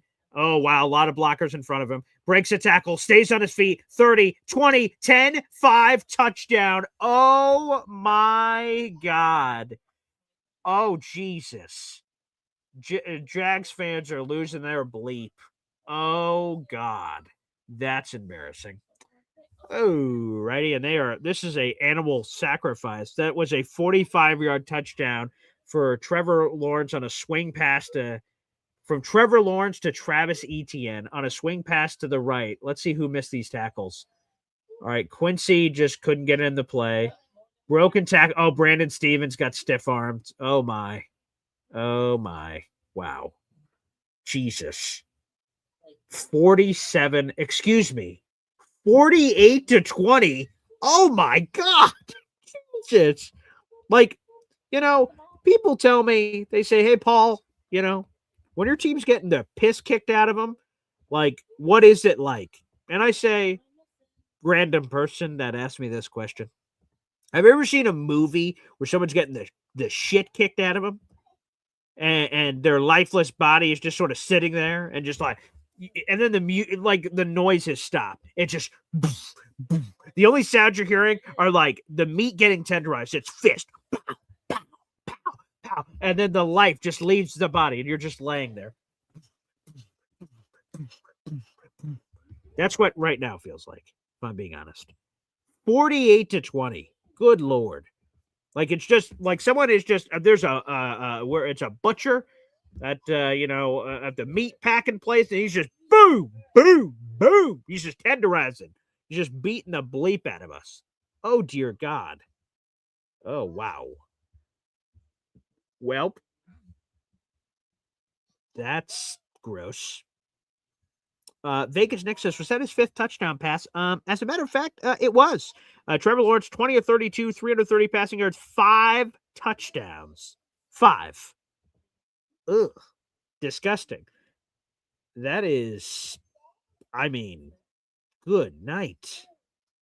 Yeah, ATN say we're getting embarrassed out there. We are. Yep, we are. Hey, look, Frank loses, but the good news is, take for Mendoza.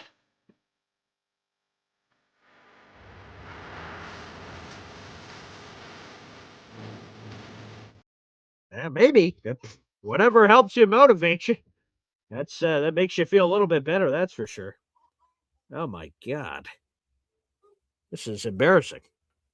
This is a bloodbath. Yeah, here are some of the stats so far. Travis, so they're getting Jacoby Myers has 5 catches, 71 yards. BTJ should have a lot more, but he has a lot of drops. 4 catches, 66 yards. Parker Washington, 3 catches, 53 yards. Travis Etienne, 3 catches, 73 yards. It is a absolute bloodbath. Yeah, Breece Hall, and he left the game early. I don't know if it was an injury. 10 carries for 20 yards, 2 yards a clip, and Breece Hall had 2 catches for 14 yards. Ugh. Blah. Disgusting. That is nasty. Oh boy. Wow. This is getting embarrassing. I mean, it was already embarrassing, but it's much worse. Much worse. Mm-hmm. Yep. This is grody. Absolutely grody. Wow. All right. Well, Phillip Rivers is warming up, which is not words I thought I would be saying on a 2025 live watch party, but here we are. All right. Jaguars are up 48-20 over the Jets, and there is still 13 ungodforsakenable minutes left in this game. Let's see if Brady can get some action for him. Pistol set for old Brady Cook. It looks like, is Breece Hall back in the game? It looks like it. Okay, here you go. I thought that was the last we've seen of Breece Hall. But Breece Hall gets the carry. He had been gone for quite some time, and now he's back in the game here at the beginning of the 4th quarter. Good to see Breece back. Good to see he's not hurt. Yeah, Isaiah Davis showing a little bit of pop today. Very nice. So salute to Isaiah Davis. Good for ID. Nice. All right. 2nd and 9 after that 1-yard play by Breece Hall. And Brady Cook just found Adonai Mitchell. Nice catch. I think that's going to give them a nice little first down there. 1st and 10 now it does.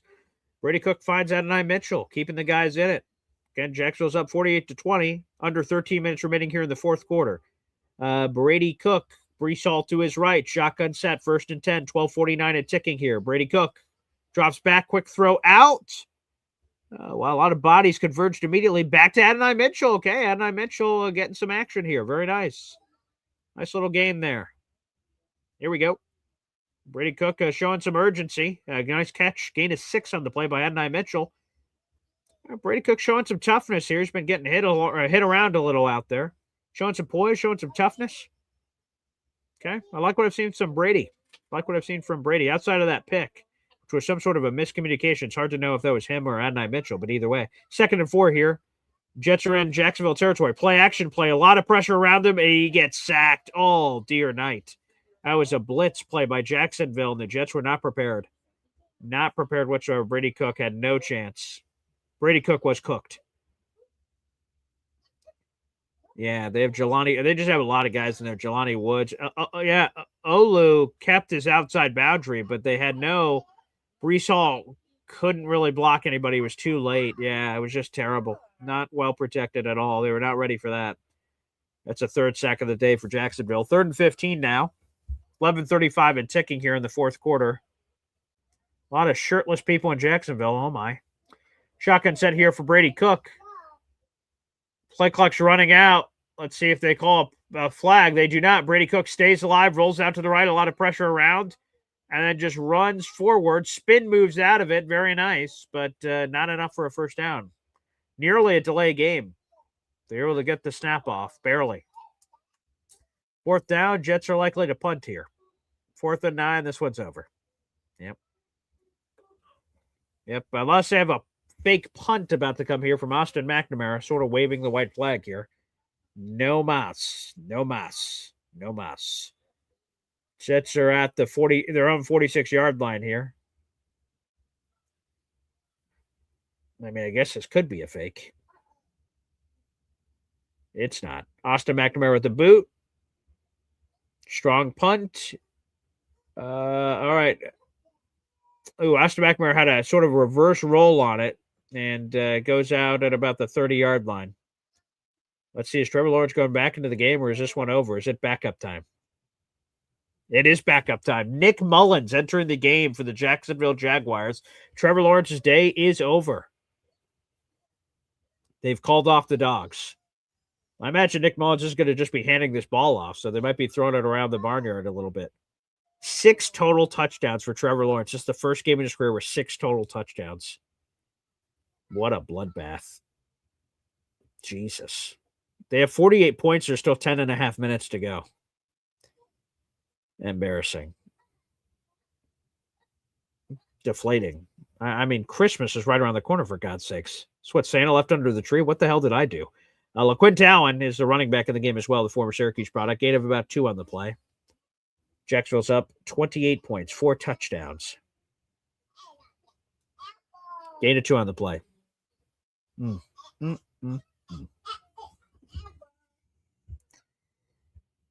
We will have a post-game show immediately after. For as long as we take your phone calls and whatnot, we will continue here.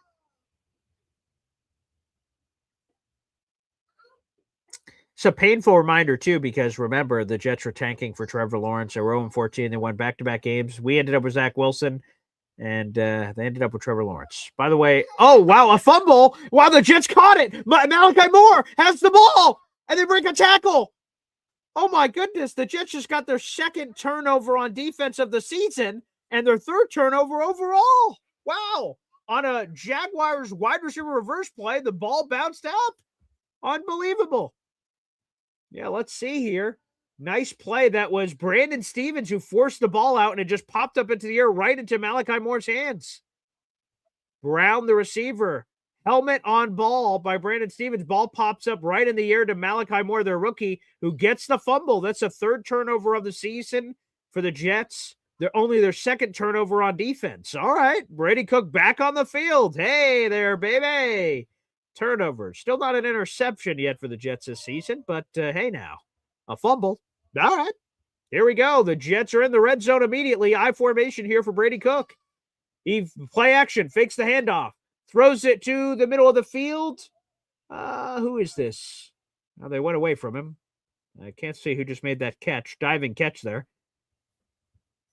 There you go. Wow. Since 1940, the Jets have the fewest takeaways through the first 13 games of a season, which is 3. The next closest 15, or 5, excuse me. 2 more.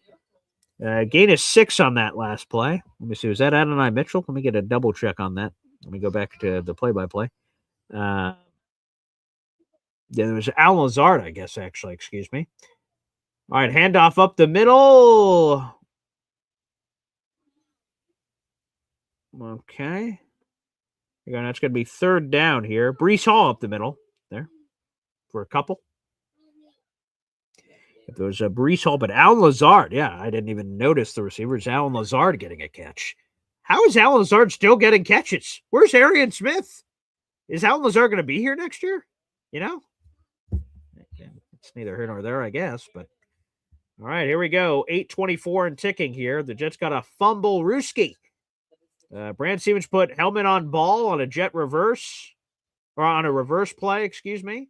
All right, handoff up the middle to Andrew Beck on a fullback trap play. There you go on 3rd and 2. Booyah. It's the Jets' 1st down, 1st and goal. The old Andrew Beck fullback trap play. Very nice. 1st and goal for the Jets. 8 minutes to go in this game. They're down 48-20. Beautiful. Let's see. All right, Brady. Here you go, kid. Let's see. get a little play action play. You run into the end zone or give a nice little toss out play. You get it. I think they may just try to run it up the middle, but I would try a little speed out. That's what I would do if I'm Brady. First and goal here. Okay, play action play. Brady Cook throws it back to the left side. Intercepted. Oh, my goodness. There is a flag on the play. Maybe there isn't a flag on the play. I thought there was. Oh, that may have been the turnover bag. Yeah, absolute disaster. Interception on the right side. There was no flag on the play, excuse me. That was for the turnover. Yeah, miscommunication. Brady just threw it to a spot that he thought was supposed to be wide open. And the timing was thrown off to Alan Lazard. He got bumped in the middle of his route. Yeah, I mean, wow. Yeah, that was about as awful of a pick as you could have thrown. That is disgusting. Oh, boy. Wow. Wow. Trevor Lawrence throwing his hands up in the air. There's something disgusting about that. That's a second turnover of the game for the Jets. Second pick for Brady Cook. In 2 games, he has 4 picks. That's the not good part. 4 turnovers for Brady Cook. He's a young kid, but got to curtail the turnovers, young man. LaQuint Allen gets eaten up in the backfield. Gets bad. They give him the line of scrimmage, so there you go. But several Jets swarming in on him. They're showing the Buffalo-New England game. Buffalo just retook the lead. What a crazy game back and forth. Buffalo now leads 35-31 with 2.5 minutes to go. We will see. Oh, my. Fun game there in the AFC East. If Patriots win, they win the AFC East. If the Bills win, they keep their small hopes of winning the division on the line. There you go. All right, 2nd and 10 here for Jacksonville. 6:52 and ticking here in the fourth quarter. After that interception by Brady Cook. All right, handoff to LaQuint Allen again, who gains maybe 2 or 3 and then runs out of bounds. Going to be 3rd and 7 or so. Okay. All right.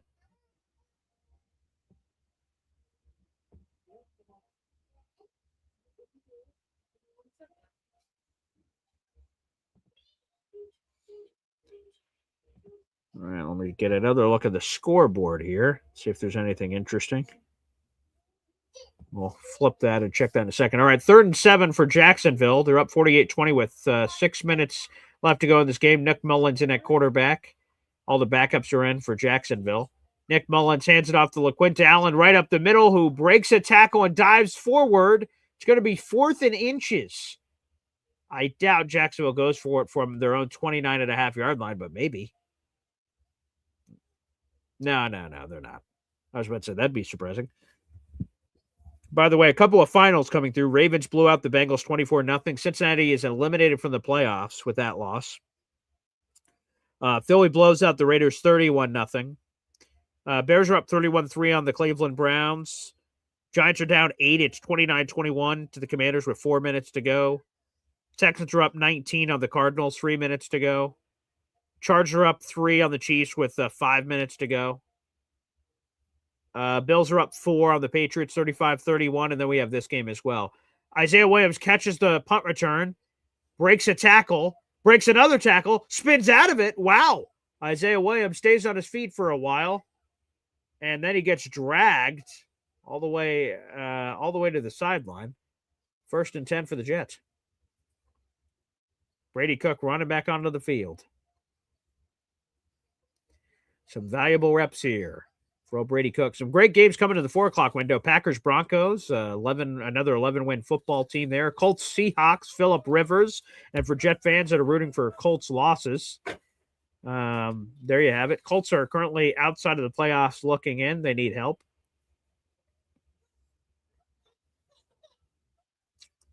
Showing the NFC playoff picture. Dallas also, for the 2nd-round pick that we have this year, is outside of the playoffs looking in. They need a lot of help.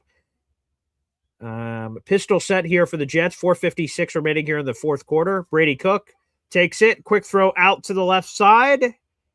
Who is that? Is that Adonai Mitchell, excuse me. Another catch for Adonai Mitchell, racking him up. All right, Brady Cook showing some urgency here. The result is no longer in question, but Brady Cook gets some valuable reps here at the end of the game. 2nd and 5, 4:37 to ticking. Gain of 5 on the play on that toss out to Adonai Mitchell. Shotgun set. Brady Cook, quick toss out to the right side. Isaiah Williams, unable to break the tackle. Good play by Jacksonville. They're immediately on that wide receiver screen on the right side. Loss on the play. 48-20. Jacksonville still leads. Again, everybody, I'm Paul Liston Jr., a.k.a. Boy Green. We'll be on for the post-game show, however long that lasts. We'll have a few words to say, have some phone calls open. There is an injury on the field for the Jets. Can't see who it is. A lot of Jets medical people around. Let me see if I have any word on the injury. I do not at this point. Looks like John Simpson. Yeah, John Simpson is walking off the field, it appears. John Simpson there. Yep, get some extra medical attention. Our starting left guard. Jets have started the same 5 offensive linemen all season long. They're the only team in the NFL that can say that. Xavier Newman is in the game for John Simpson at left guard. That's the first time the Jets have started the same 5 offensive linemen through the first, what would that be, 13, 14 games of a season since 2012. The Jets last did that. Shotgun set here for Brady Cook, 3rd and 8. After the loss on that last play to Isaiah Williams. A lot of extra heat coming for Brady Cook. He uncorks it left side. And to Adonai Mitchell, it appears. And that's a first down for the Jets. There you go, baby. Justin Fields are showing on the sideline here in street clothes. Wearing shades and a hat. Jets New York shirt. All right, 1st and 10 here for the Jets. Fresh set of downs here. Brady Cook continuing to unload. A quick toss out to the left side. A nice catch there. Who's that? Isaiah Davis it is. Isaiah Davis on the catch. All right. 2nd and medium. 3:25 remaining in this game. Brady Cook, nice ball there to Isaiah. Good catch. Great catch, Isaiah. Very nice catch. 2nd and 3. Gain of 7 on that play. Gain of 7 on that play by Isaiah Davis. 2nd and 3 now. Brady Cook, again, showing some nice poise here. That interception was terrible. Well, actually, both interceptions were bad, but miscommunications potential in the pass catchers. But Brady has 4 picks in 2 games. Not good. Brady Cook throws it over the middle in the general direction of Arian Smith, but incomplete. Incomplete. Tight coverage on the play. 3rd and 3. 3:20 remaining in this game. All right, here we go. It's currently 48-20. 48-20. Like I said, we'll be on for the post-game show immediately following this final.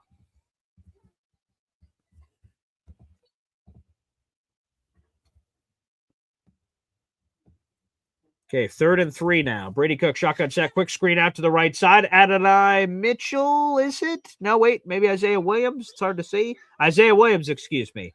Isaiah Williams, I think they're going to give them the first down. 1st and 10, the game, or, well, the game, well, the drive stays alive, rather, for the Jets. Here you go.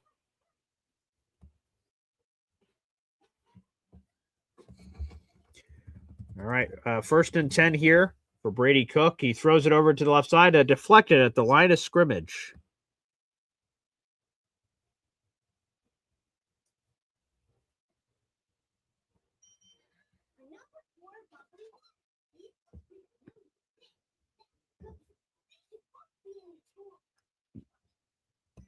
Here we go. 2nd and 10 now after the incompletion.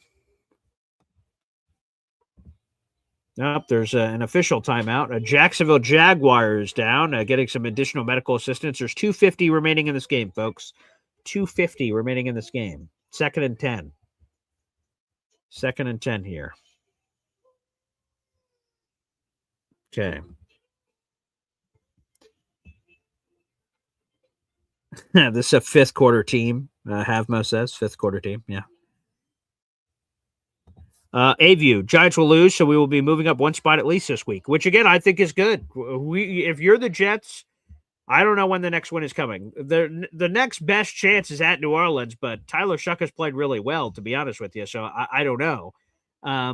but you just want to keep climbing, have other teams win, and you move up. And that's what will happen with the Washington win. So, which I believe, I don't know if that's official. I'll take another look at that. Hitting the refresh button of the ESPN NFL scoreboard. Yeah, Commanders have the ball and they're up 8 with 2 minutes and change to go. So as soon as they win, Jets will rise up a spot. Very, very mas importante here on the program. All right, 2nd and 10 here.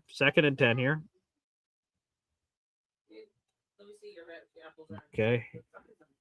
Brady Cook takes it, handoff to our guy, Khalil Herbert. Very nice. Near midfield. That's going to be 3rd down. 3rd down here. Okay.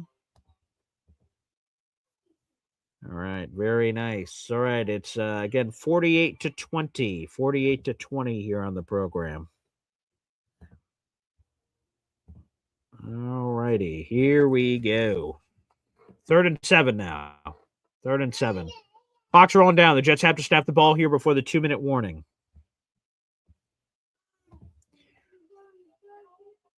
All right, here we go. Shotgun set here for Brady Cook. All right, here we go. Brady Cook throws it to Isaiah Williams. Damn, I keep getting those two confused with the jerseys. Isaiah Williams drops it. Ball hit him right in the chest.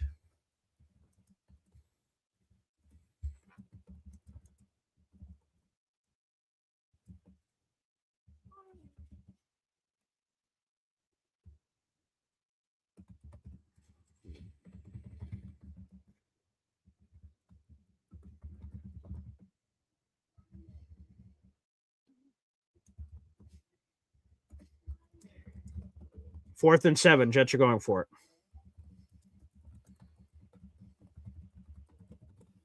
Brady Cook chucks it to the right side. Nice catch. John mentioned the 3rd. All right, there you go. Booyah. Unbelievable. Let's see. That'll take us to the 2-minute warning. Very nice. All right. People are saying stick a fork in the Patriots. Oh, is that is that loss official? Something happened there? Yes, Bills beat the Patriots. Wow, 35-31. Nice. Stick a fork in the Patriots. That seems a little early. Good for them. Now the Bills just tied it up in the AFCs with 1-1-1. But I'm going to have to catch back up. Bills beat the Patriots. There you go, folks. All right, so Patriots do not win the AFC East today. They're still likely to win the AFC East, I would say, with their remaining schedule. I guess we'll see what happens. A lot of people are saying stick a fork in the Patriots. I don't want the Patriots to go on some sort of a playoff run or anything here, so I'm good. All right, here we go. And like I said, the post game will be open. Following this game, we'll have a quick comment or so, and then immediately move on. So we will have that for you.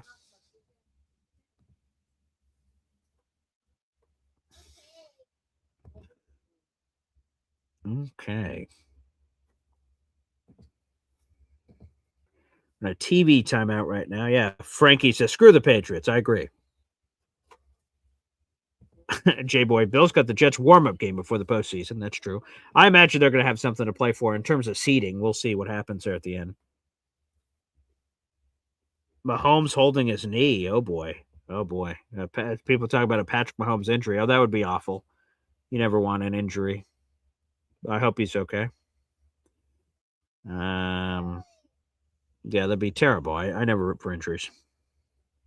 Left knee looked like it popped, Alon says. Ugh. Oh, God. God. Yeah, Patrick Mahomes has been just so healthy for the most part. That's, that'd be terrible. Okay, let me see if I can find this Mahomes play you guys are talking about in the middle of all this. Let me see.